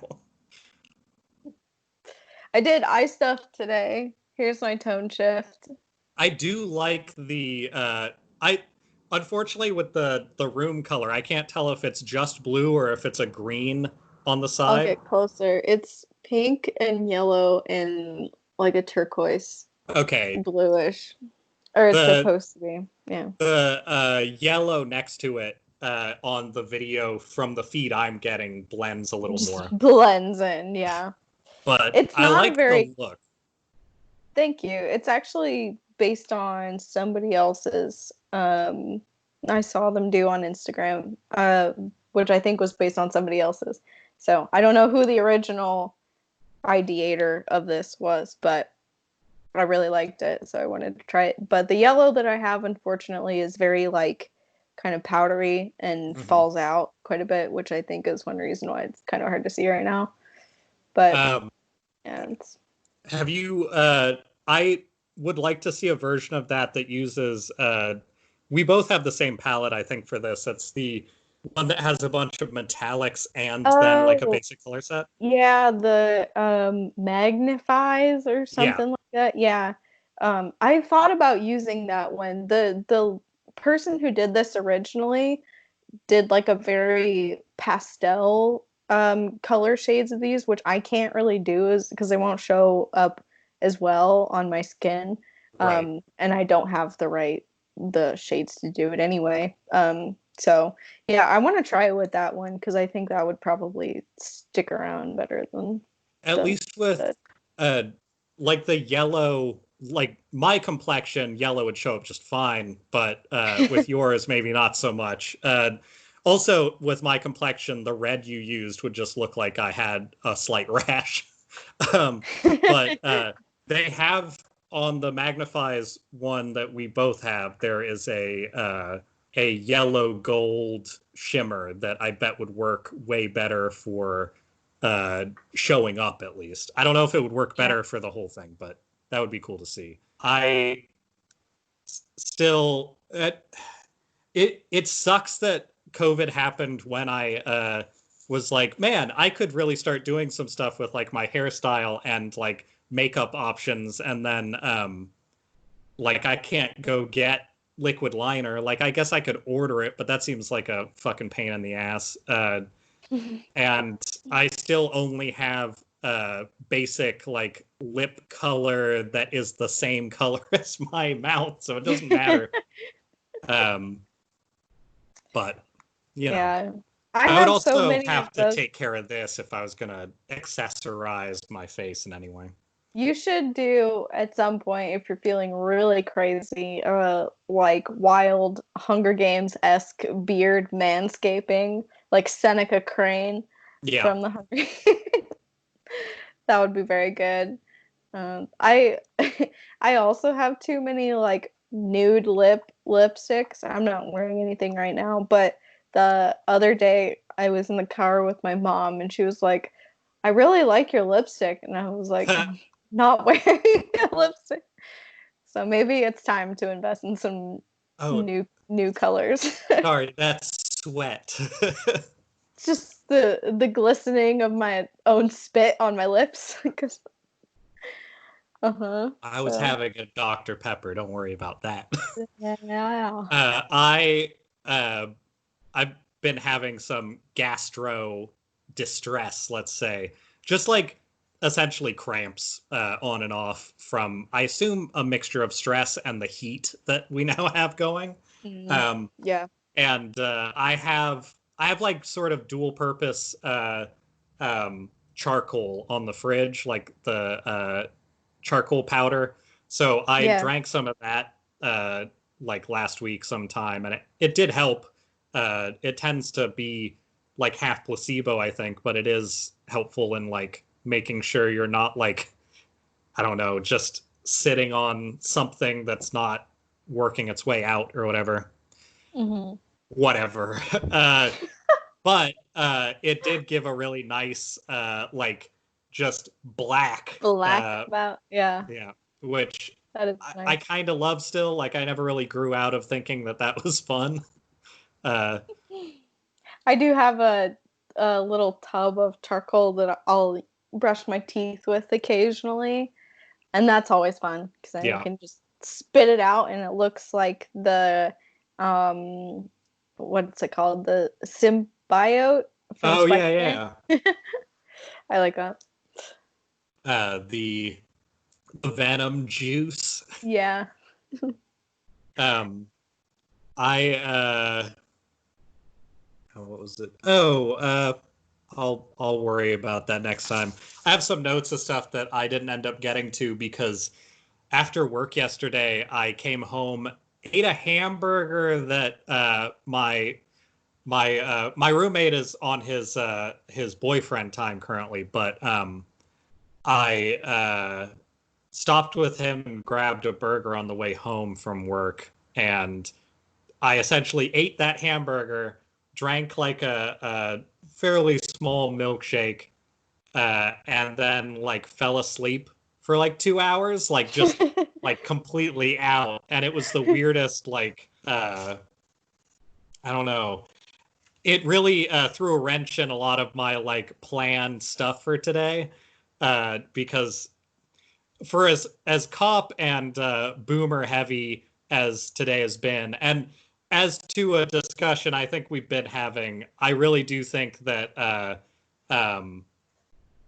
I think that boomer culture being very tied in with white culture, as not as like Caucasian, but white culture, is still very accurate. But I think the one thought that I was able to really flesh out before I became an inanimate object for last night is I really think that for as much reaction as it got and still gets, the okay boomer like sentiment of just sort of like pushing back on things, and this may be obvious to some people and completely not obvious to others, but I think it's worth saying that wasn't a response to like people just sort of becoming feistier or something stupid like that. I truly believe that was a slow lead up to becoming popular because it was completely like alongside like Zoomers and millennials collectively realizing that we were being gaslit by the people above us. Like that, I honestly think that is the entire meaning behind it. If you really want to get down to like a simple definition, it is a way to indicate I'm going to step out of this conversation because you are gaslighting me and I'm just not going to interact with it anymore. And it's been sort of weaponized against people at this point, like against people who are using it, not really weaponized against anybody else, because that's stupid, and that's also maybe the most boomerish response that people have had. It's like, you're hurting me with this. You can't just call me Karen or boomer. That shit is insane. But that was a fun week when people were saying that calling people Karens was like, what was it, both sexist and racist at the same time. Keep in mind, last year people said that OK Boomer was the new N-word and meant it. It is. Can we stop saying that things are the new N-word? Yeah. Also, like, you want any amount of like evidence that OK Boomer was in response to being gaslit. That is it. Like, yeah, like for I mean, within this headline where you're saying one thing is a new N-word, I mean, you're saying one of them and you're not saying the other, so clearly it's not the same. God. People are dumb. Anyway, all that to say, I was looking for ideas of things that were both not social unrest, but still very much entwined in my current life. I've not done a pop secret in a while. That will return. There are more of them compiling at the moment because um, because I've been talking to my my father more often in a like I can't believe this shit is happening kind of way. And over the course of that, I'm also getting new stories of weird shit that will come up eventually, I'm sure. But the thing that I'm doing to distract myself entirely, and the thing that's also reminding me why I absolutely love not being around computers or anything like that for big chunks of the day. As I mentioned, with having a video of just sharks swimming around, if I had the audio on, it would just be like stupid water white noise. That is what the entertainment center in this household has been used for, like 85% of the time while this thing has been going on for the last few months. Because unlike I think a lot of people, I don't have a huge desire to watch things unless I'm in a very specific mood. So there's been mostly bad anime watching in the middle of the night when I can't focus, and that's about it. I was HBO. My roommate has like an HBO subscription, so our household has an HBO subscription, but um, due to my roommate's generosity. But I was gonna fucking watch the Harry Potter series that got put back up on there, and now it's like I don't know how much I want to do that. But in my spare time, especially since last week when I talked about inviting into my family a Raspberry Pi system, now my life has had more computer involvement, including my my like mini tablet. I've been trying to find programs that are still well working with like a 2013 tablet that wasn't really like kept within things that were compatible and stuff like that. So maybe we'll have better art for stuff in the future for like straight to the computer, because me not having a scanner has put a damper in that for a while. It also means that our stupid shirts might exist sooner than later. But I've been having to get reacquainted with this lately. Um, this being a very very convoluted micro SD converter. Also, this thing is just it's a Dynex mini memory card reader writer. For as useful as these are, they are incredibly problematic. Not problematic, they're incredibly frustrating in certain cases because they like to show up on your computer as two separate drives no matter what. It also has it has both a SD/SD converter and a micro SD reader in it, and honestly, that is not very useful when you have three separate drives showing up on your computer and they're all being like attempted to like interface through my mic cord. I don't know. Could be better. Anyway, so what I'm discovering with this Raspberry Pi, RetroPie setup, basically having a tiny Linux computer now, I am discovering that I'm having to use a lot of the same things in my brain that I had to use when I was a tester. And that had me thinking about my time as a tester and how fucking weird some of that stuff might be to people who have not lived in that world at all. So I think that might be my go-to. Here's some weird shit to talk about segment for a while. Uh, I was throwing around the name Tasty Tester Tales. I think that might be the right That's good. atmosphere to set for it. Now, I know that you have some video game experience, largely in the LOL category, but Yeah. I'm curious what your video game history is, just because I don't think we've ever had that set to record. Oh, And okay. that would be a nice Um, introduction to the world of weird gaming here. uh, okay. I think I have a very here's a very like bird's eye overview of Madison's life as far as video games go. Um, Toontown first. Wait, Actually, no. Before that, Roller Coaster Tycoon okay.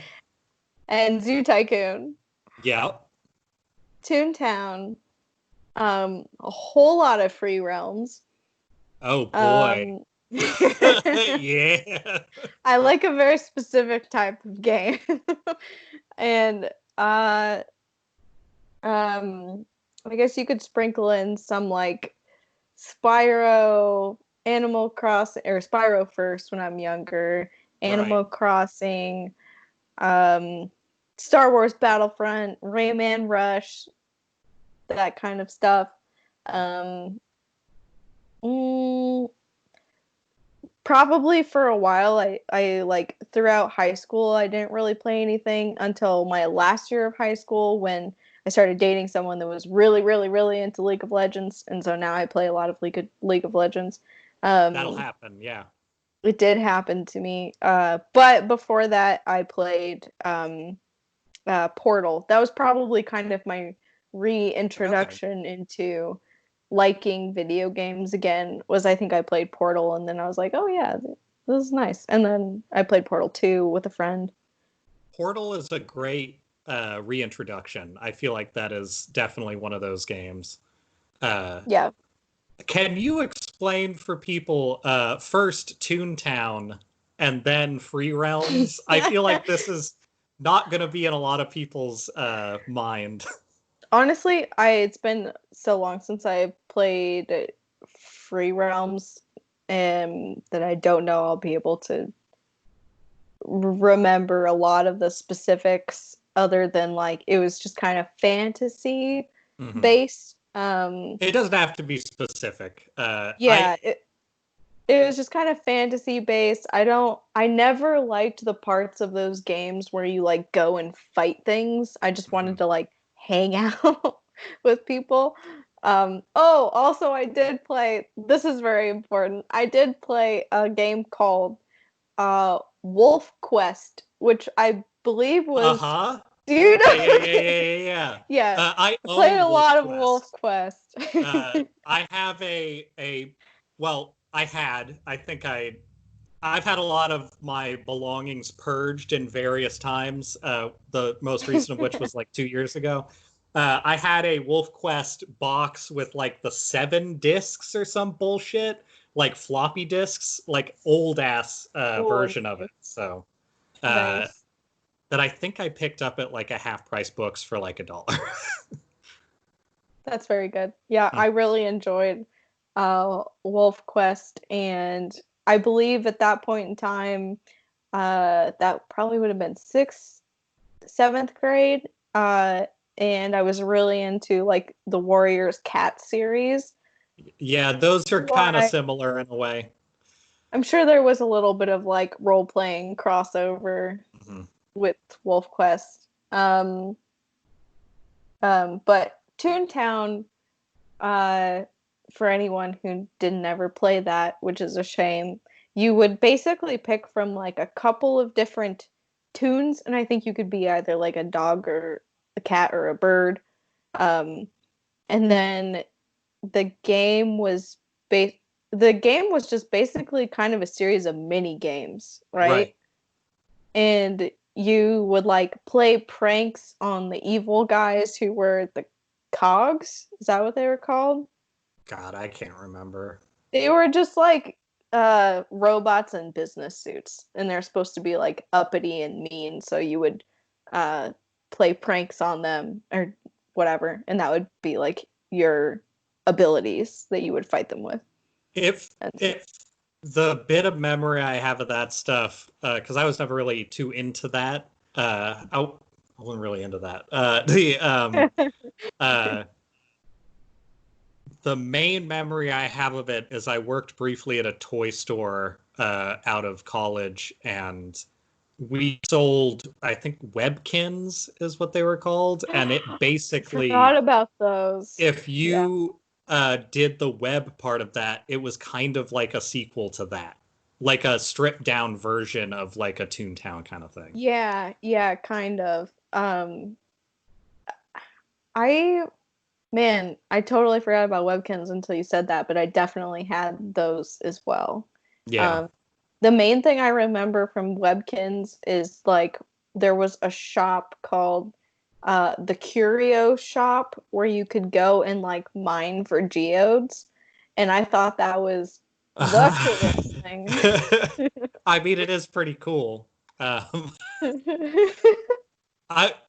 I mean, to be fair, the video game stuff that I have liked is the least cool. So we've already determined, I think last week, that I don't play games right, and that's been my entire life. So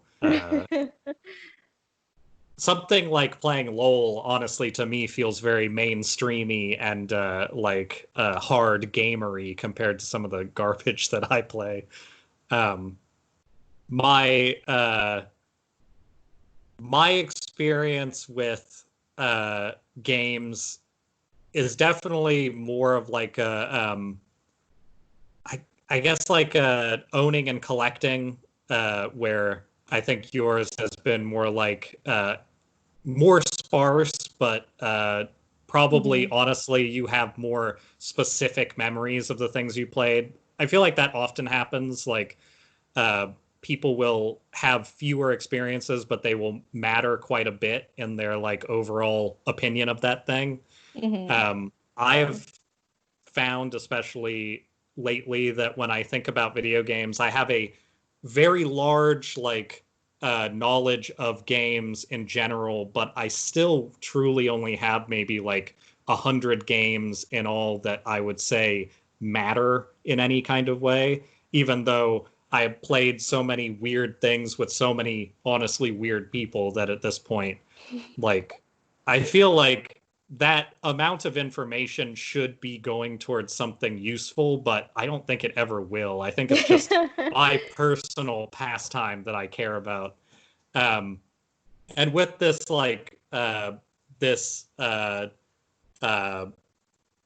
Raspberry, Retro Pi setup that I have now, it is a Raspberry Pi, but like having a tiny computer doesn't mean anything without what I'm using on it. With this RetroPie setup, even though it has like like 2,500 games in it, when I go through that list of stuff, I'm like, oh yeah, all this stuff. It's very weird having a compiled look at things and being like, well, all these games are missing from it though, and then feeling like a complete like goober. So part of my current experience that feels very much like testing, though, is so the Raspberry Pi setup is essentially just a board and a mini SD that comprises the operating system, more for like not the operating system, but like the actual data for the RetroPie setup is on the SD.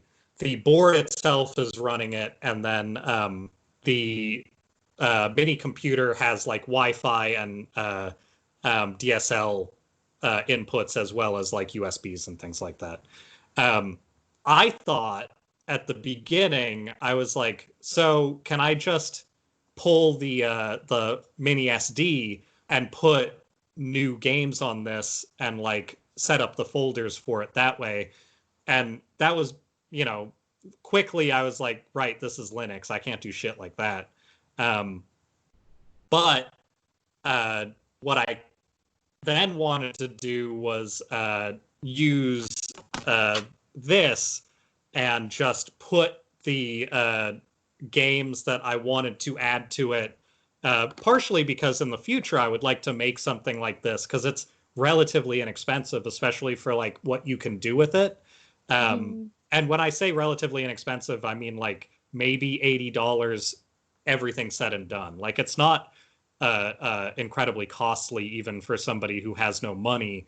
It's more of a like very like a heavy like birthday or Christmas gift as opposed to like something that is like this computer that I sort of fundraised / saved for cost 3 times that.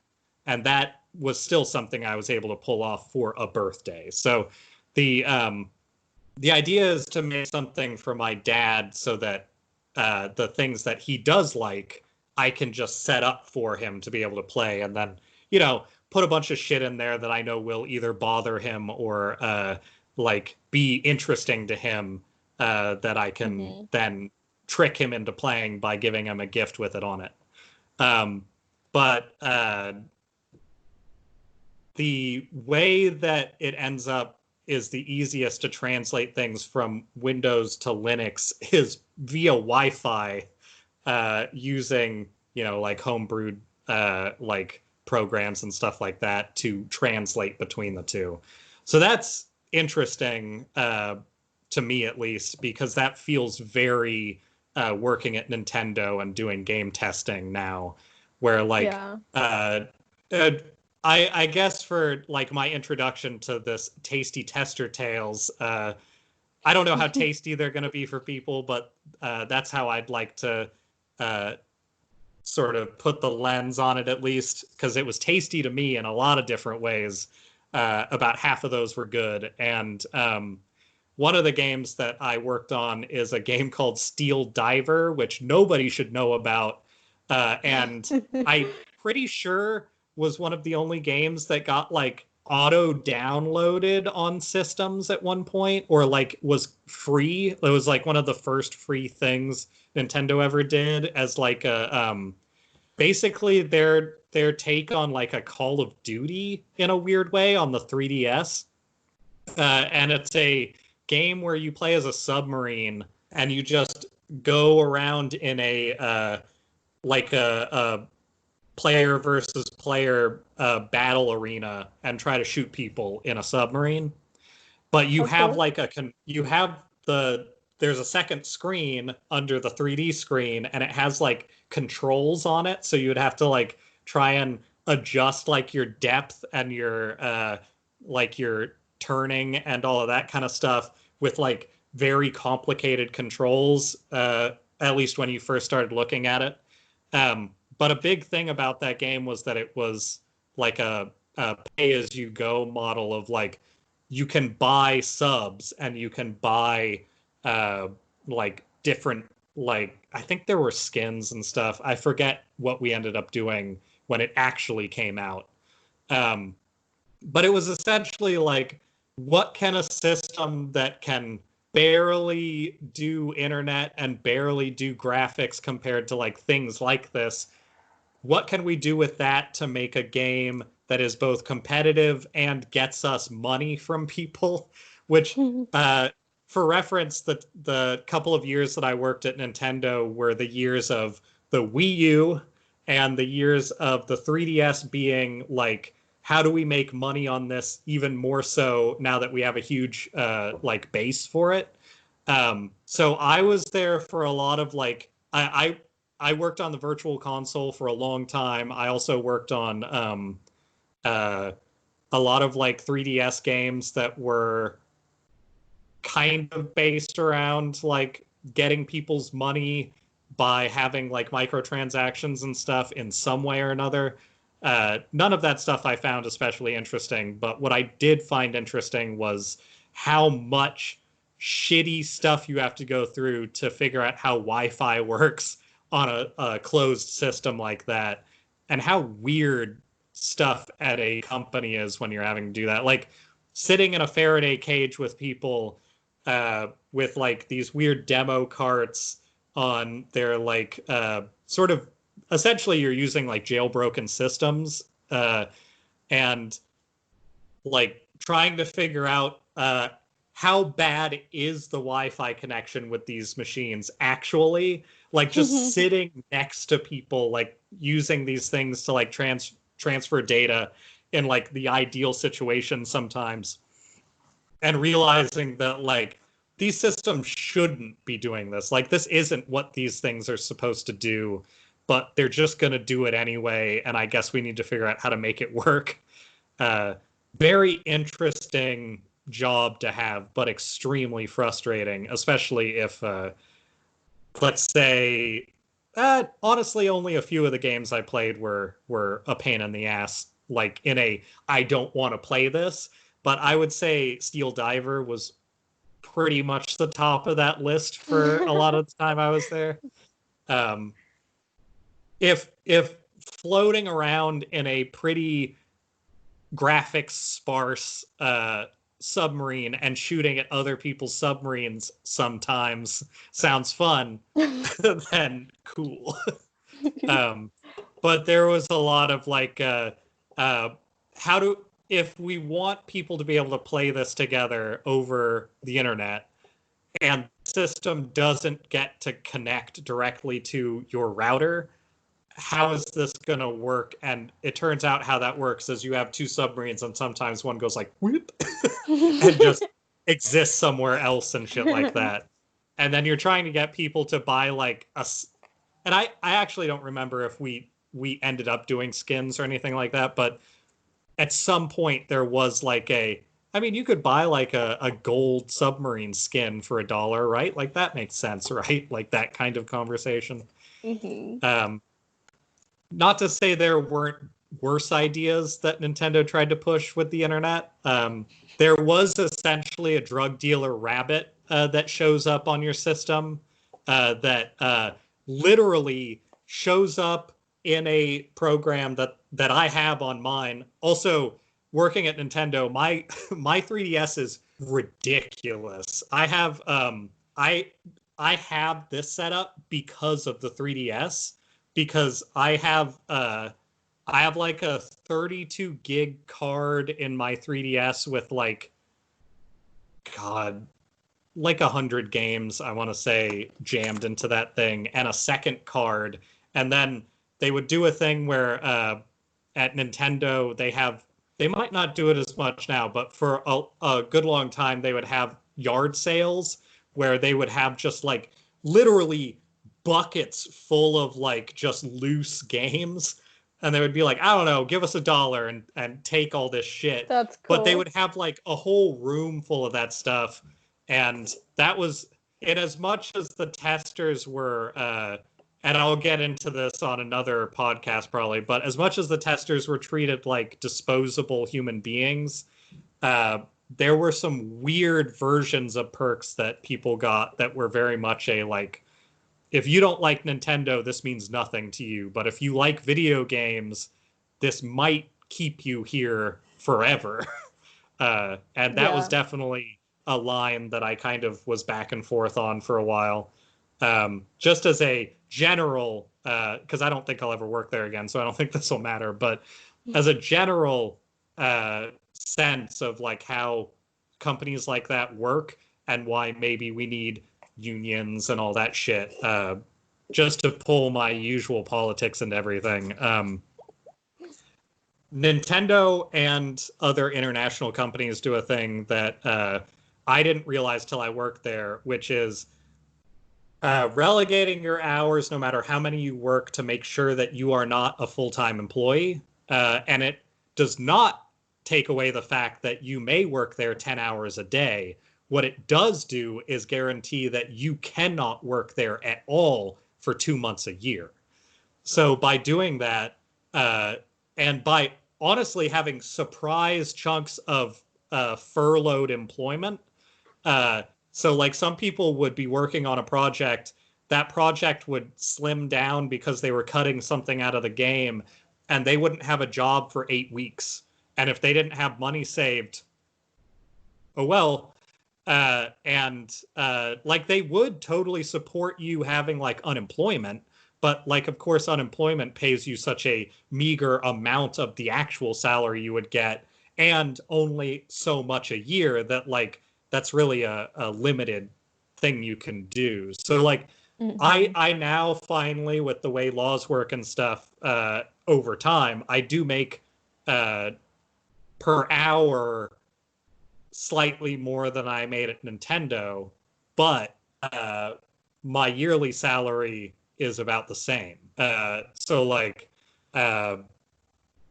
the way that I was making money at Nintendo was really good for somebody who like, especially at the time, I got that job when I had been looking for work for months and on unemployment that was like running out. And that job made my life incredibly easy compared to that. But also I was like gone from like 7 to 7, and I was coming home to basically be like, there's a certain amount of like automaton you start to turn into when you're working and like in like a non-relaxed atmosphere for that much of your day. You start like, how can I turn food into something that I barely do? And how can I like, how can I make the most of the time I have? And oftentimes that just turns into, well, I have some more money. That some more money could keep my life pretty comfortable-ish. And, you know, I had barely enough to eat, but at the same time, it was like, I can eat this, and I can also drink whiskey. So it turned into a very like living in Capitol Hill before it, you know, turned into completely Amazon people. It was in the process, though. It was definitely getting there. But getting to like go to a bar where you can get a unicorn burger or something like that, which is as weird as it could be in your mind if you haven't had stuff like that. And then also like getting slightly drunk at least a few times a week.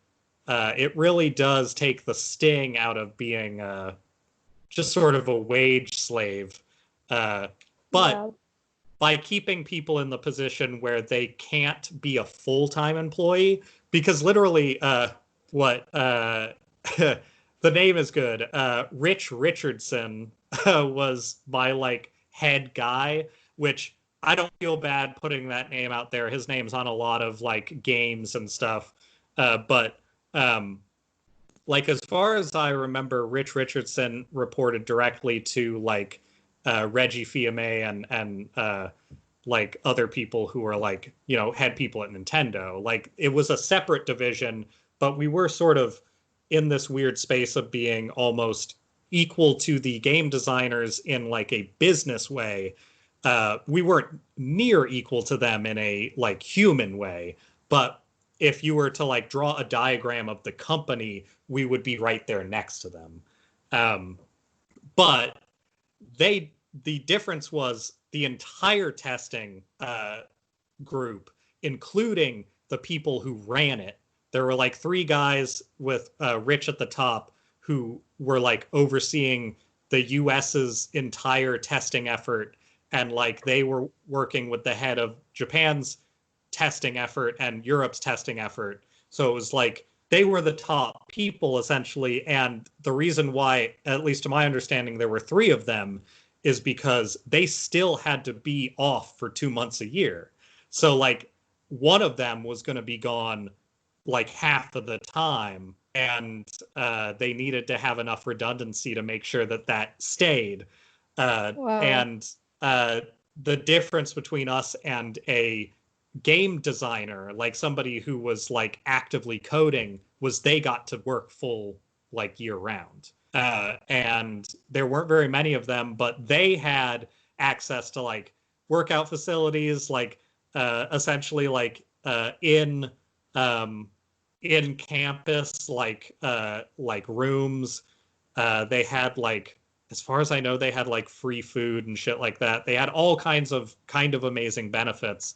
But the not full employees side of the equation was our benefits was that we got to be a part of the campus, so we could still buy food from their cafeterias, which was basically like a tiny mall, and we could still like use the store with a slight discount, and we could still do all this stuff, but and like those garage sale things, but like ultimately we didn't get any benefits no matter how much we worked, because it was either overtime or our not full-time work because we were off for 2 months. So of course, and there were two companies that worked with the testers that were in-house. So they literally had offices in the Nintendo building, but they weren't Nintendo, and that's who we worked for. So it was also like we didn't work for Nintendo, but we all worked for Nintendo and had contracts with Nintendo. But our literal like leaders of those companies worked in the Nintendo building. And I think it can be interesting for people who are very, let's say, pro-capitalism to maybe hear about how companies keep their employees very like blatantly from being actual like cared for citizens. Like that building of quite a few people, there was no healthcare, there was no like we literally because Nintendo's not in Seattle, it is on the outskirts of Seattle. The minimum wage is not what Seattle's minimum wage is. They didn't have to pay for our transportation. They didn't have to pay for our like any version of our health. They didn't have to pay for any sort of like benefits whatsoever. We didn't have leave. We didn't have anything. And I think that as much as those jobs can be great, mostly in this installment, I think it's important to set up that for all the weird shit that was expected of us, including but not limited to just staying overnight if things got like rowdy enough for like needing to finish something.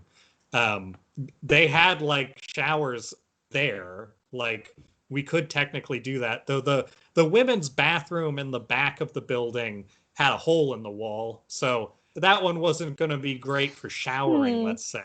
But like there were people who had to like sleep there and shit like that, and I think that that's a pretty standard expectation of that kind of office work that people need to be more aware of. And still, in the jobs I've had, that all of them are considered legitimate work, that's one of the better jobs I've had. And I'm a college educated person. Like that shit doesn't get you anything unless you get lucky.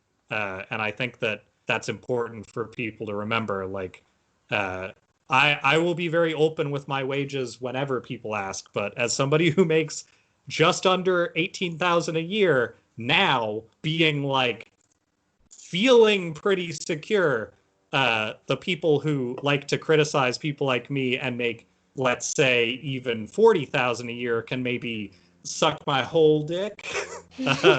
And I think there's a lot of people who are out there protesting who have it a lot worse than I do in our society, who maybe need a little respect for how hard they actually work to get nothing and to get beat by the police. So that's my tester tales, however tasty they may be for this instance. I'm very excited, though, to get some weird Wi-Fi transfers into Linux and get some old ass games from like translated bootlegs and stuff over to that thing. Ooh, yeah. That sounds like a fun time.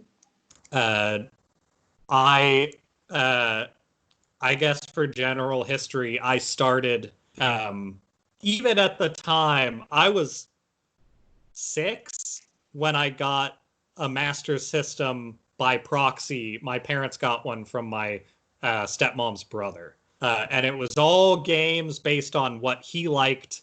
And I'm pretty sure he actually bought it, and then they got it as a gift because he realized he didn't actually want it. And he bought like one more game that was supposed to be for kids and added it to the stack. But I still have that Master System, and having a video game system when I was that young definitely made it a more meaningful part of my life, I think. But that's probably, I can blame him for my severe interest in those kinds of things, even if it's not like I don't make a living now. I did make a living for a while, but I don't currently in the world of video games. Maybe if we start streaming at some point, I'll say that went to a good purpose. Oh, yeah. That being said, I don't know when, but there is a video game dork adjacent podcast that may exist in the future that is not my creation, but could be something that is fun. And also a way to low-key torture Madison with stuff, which I appreciate. I always up for being a part of that. That sounds good to me. Yeah. Do you think that sounds like an interesting idea? I think so. Yeah. I've seen some promising stuff. I don't know as much about that world that we're looking into as Carrie does, but I do know enough to know that it is weird as shit. So could be eye-opening for some people who either weren't around when it started or, I don't know, dropped off early. Yeah, it seems like it's been around for such a long time, and there's so much to it that there's always something you can, I don't know, show something new to learn about it. Mm-hmm. Outlasted only by our not allowing chokeholds. Mm-hmm. Uh-huh. Uh-huh. Uh-huh. So that's definitely a sipping moment. Yeah, unfortunately all the wine is gone. I just had coffee. Yeah, I was considering getting a beer earlier, and then I realized it was going to require me to get up, and then I would get more coffee, and then I would probably get some of these weird cookies that I got. And but check this out. You remember I had an onion that hadn't sprouted yet, right? Well, it done sprouted. Oh my god. It sprouted a lot. Oh, there it is. So that one started up. Talking to a more botanisty friend of mine, and she had the same conclusion of, you can eat those, right? And I wanna nurture these because I like how weird and thick they are, but everybody, I guess I'm the only person who's ever wanted to have these plants just as plants. Possibly, but the upside is if you let it go on for long enough, you'll probably have more onions. Maybe. I don't even like onions that much.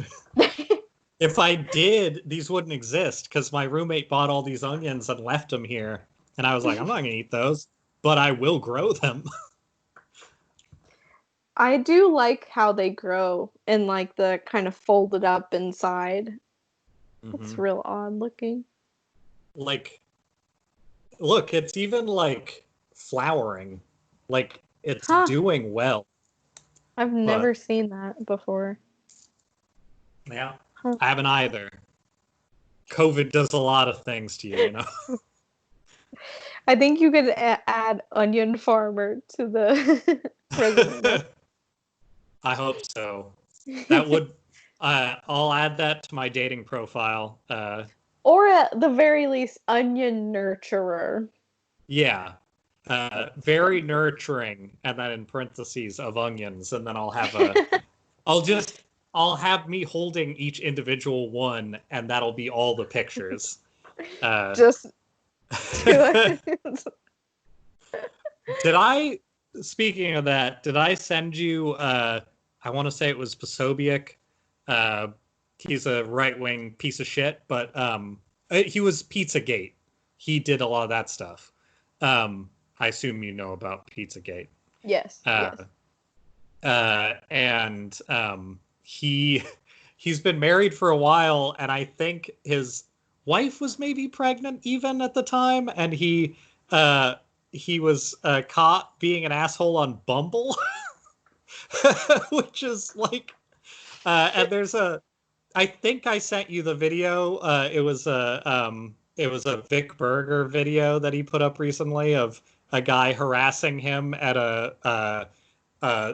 it was like a protest where everybody had masks on except him, and he's just standing there like, and there's a guy behind him with a mask on like, yo, you must be a real piece of shit to be on Bumble when you got a pregnant wife, huh? And he's just standing there like trying to ignore him. It was very good. Part of it was that he got kicked off for something. I don't know how he got kicked off, whether it was him being married. I don't think they'd kick you off for that, or if it was him doing something shitty. But the fact that that was the inciting, because I think his wife left him maybe, which is, if true, fantastic. It sounds deserved, if that's the case.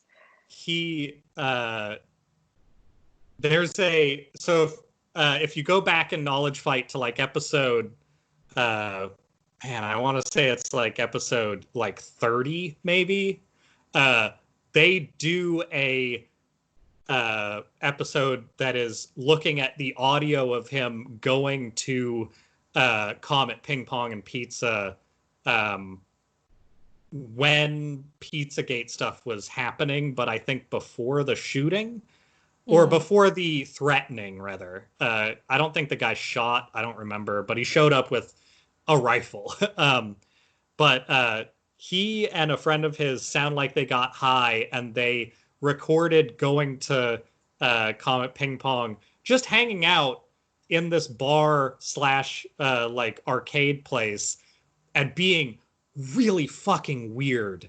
And that episode of Knowledge Fight is great because they're just like, anybody would be so weirded out by this. Like, one of them worked at a theater, and he was like, if somebody was acting like this in a theater that had rumors about the theater and people online acting in weird, threatening ways, I would have kicked him out immediately. And the fact that it took like 20 minutes or whatever to kick him out is even very like lenient. But when he's talking to the hostess, and it's a video, so he has his phone on with the light on, filming himself while he's there. And he's talking about like him and his friend. He's talking about like, we're nice guys here to get some food and check the place out. And he's like supposed to be this like ex-military guy, but he looks like a guy who like has lived on his parents' couch for his entire life. It's crazy. I highly recommend that episode. I want to say the episode's called like Jack Posobiec, You Busted. I think that's the title. It's very good. It's only like an hour. Everybody should listen to that one. But it's a good, fun listen for our current stressful times where fun listens can be good. Yeah. The rest of the time, please be listening to us, obviously, or Behind the Cops, the Behind the Bastards mini-series that's currently going, because that is probably the most important thing you can be listening to right now for information. I had a pretty okay idea of how shitty the cops were in their history and their current dealings, but not to the extent that is on there, including, but not limited to, the realization that the death penalty was popularized as a way of maintaining power when lynchings were popular, so that they could divert lynchings into capital punishment so that the police could be the ones in charge still, which is like, it, even thinking about it, like, it's not that surprising, but it's also just like so gross as like if we do it first, then they're gonna respect us and we'll keep the peace, is like, cool, great way to not change anything and be a detriment to society. Yeah, Nice. that's really depressing, but necessary to know. Yeah, I think that's a good idea for people to start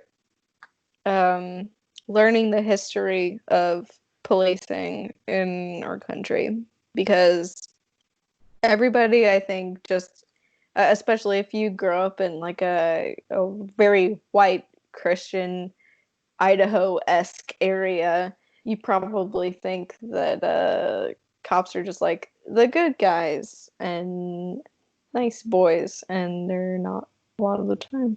So it's true. Also, as a quick fact check, there's a offhand comment about the term picnic in, I think, the 4th episode, and I had kind of heard about this before, and I know that it's sort of like urban legend, but it's not untrue, but the word is not from where it is. So there is a sort of long-term rumor in, I guess, mostly in the Black community, about picnic being a much more, let's say, racially charged set of terms jammed together. And I think that that's actually an after the fact switch, because picnic's a French word originally. But the reason why that urban legend is both kind of true and also, and I also got some of this information from the Jim Crow Museum and from, honestly, French class in a weird way. The reason why that isn't true but isn't far off is that lynchings were treated like a community barbecue in which there was like public torture and stuff like that, as well as food for the people who came to see it. And it was treated like, almost like you would treat a street festival, which, fantastic. And the rumor was that picnic came from that, but it didn't. Picnic was just incorporated with it later. But people did call them barbecues. And that, I think, is only important to point out because being as to the facts as possible will help everybody's like argument. And also our tiny podcast fact checking something like that, I think, is fine because it's not going to affect anybody negatively.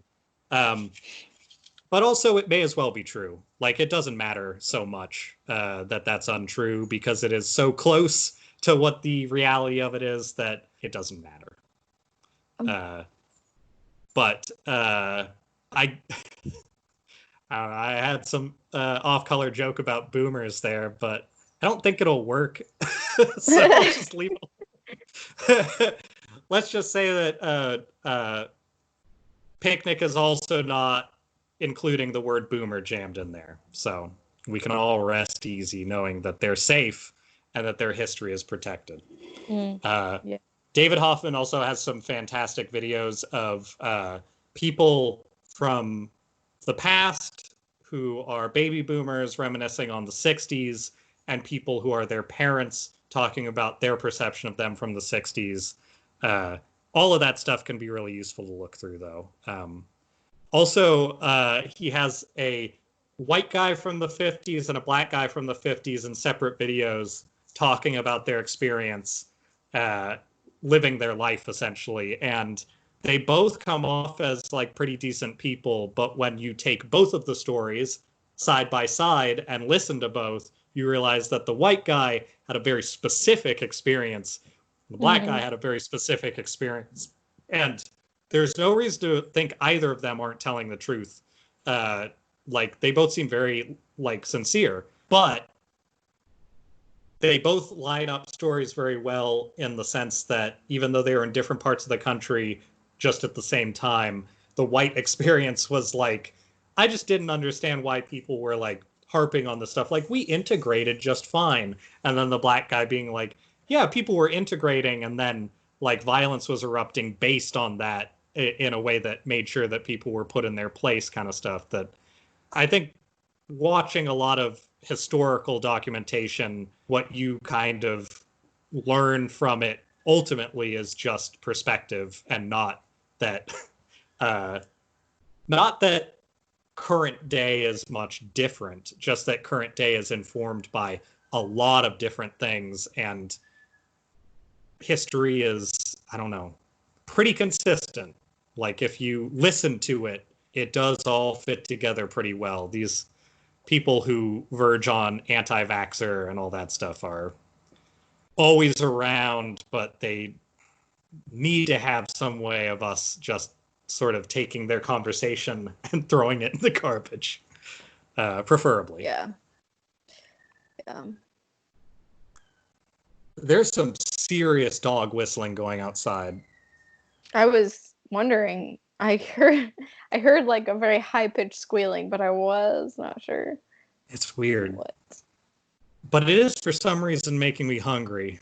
It might be that, or it might be the fact that the podcast is coming to a close, and that's then just you're thinking the hunger picks up.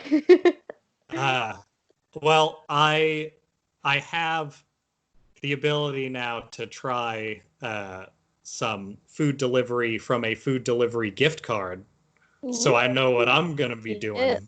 Yeah. That sounds like a good time. What are your dinner plans? Something cool? Might fuck around, make a quesadilla or some instant miso soup. Ooh. Ooh. Some powder, or perhaps bread with cheese in it? Maybe. It's time to go grocery shopping over here. Yeah. I'm getting there, but tofu's back in Seattle. In case Seattleites are watching, you can get tofu again. So go get it, I guess. Go get that tofu. I tried halloumi cheese for the first time the other day.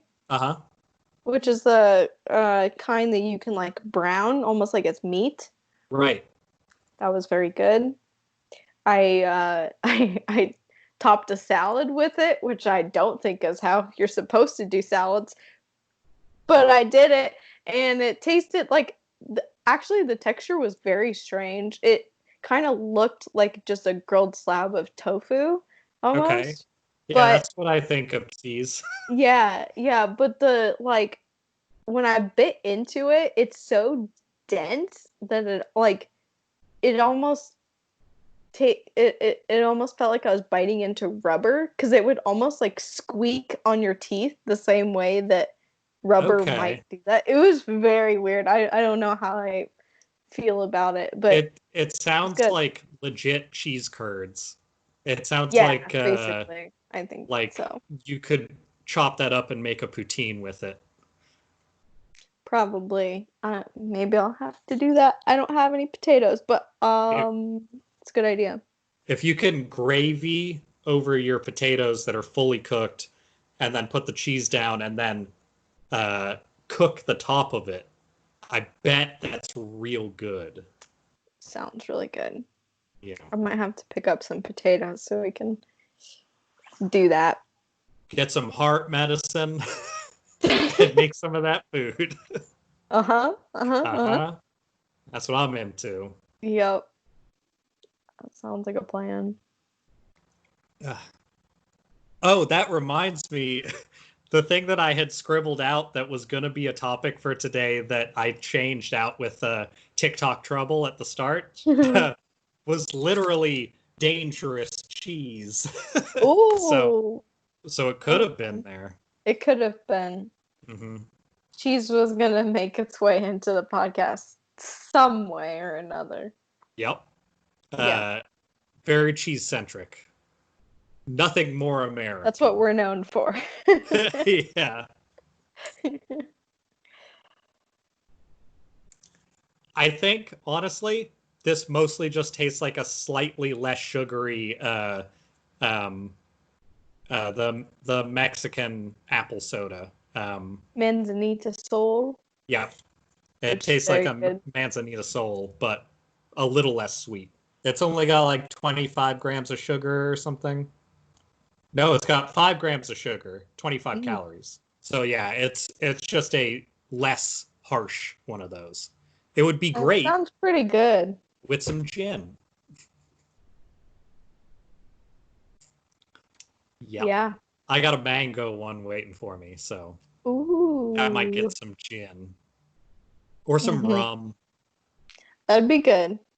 We have to end this podcast because I have to order food or I'm going to die. Okay. Well, to all you thoughts out there, be gone. Jabbers.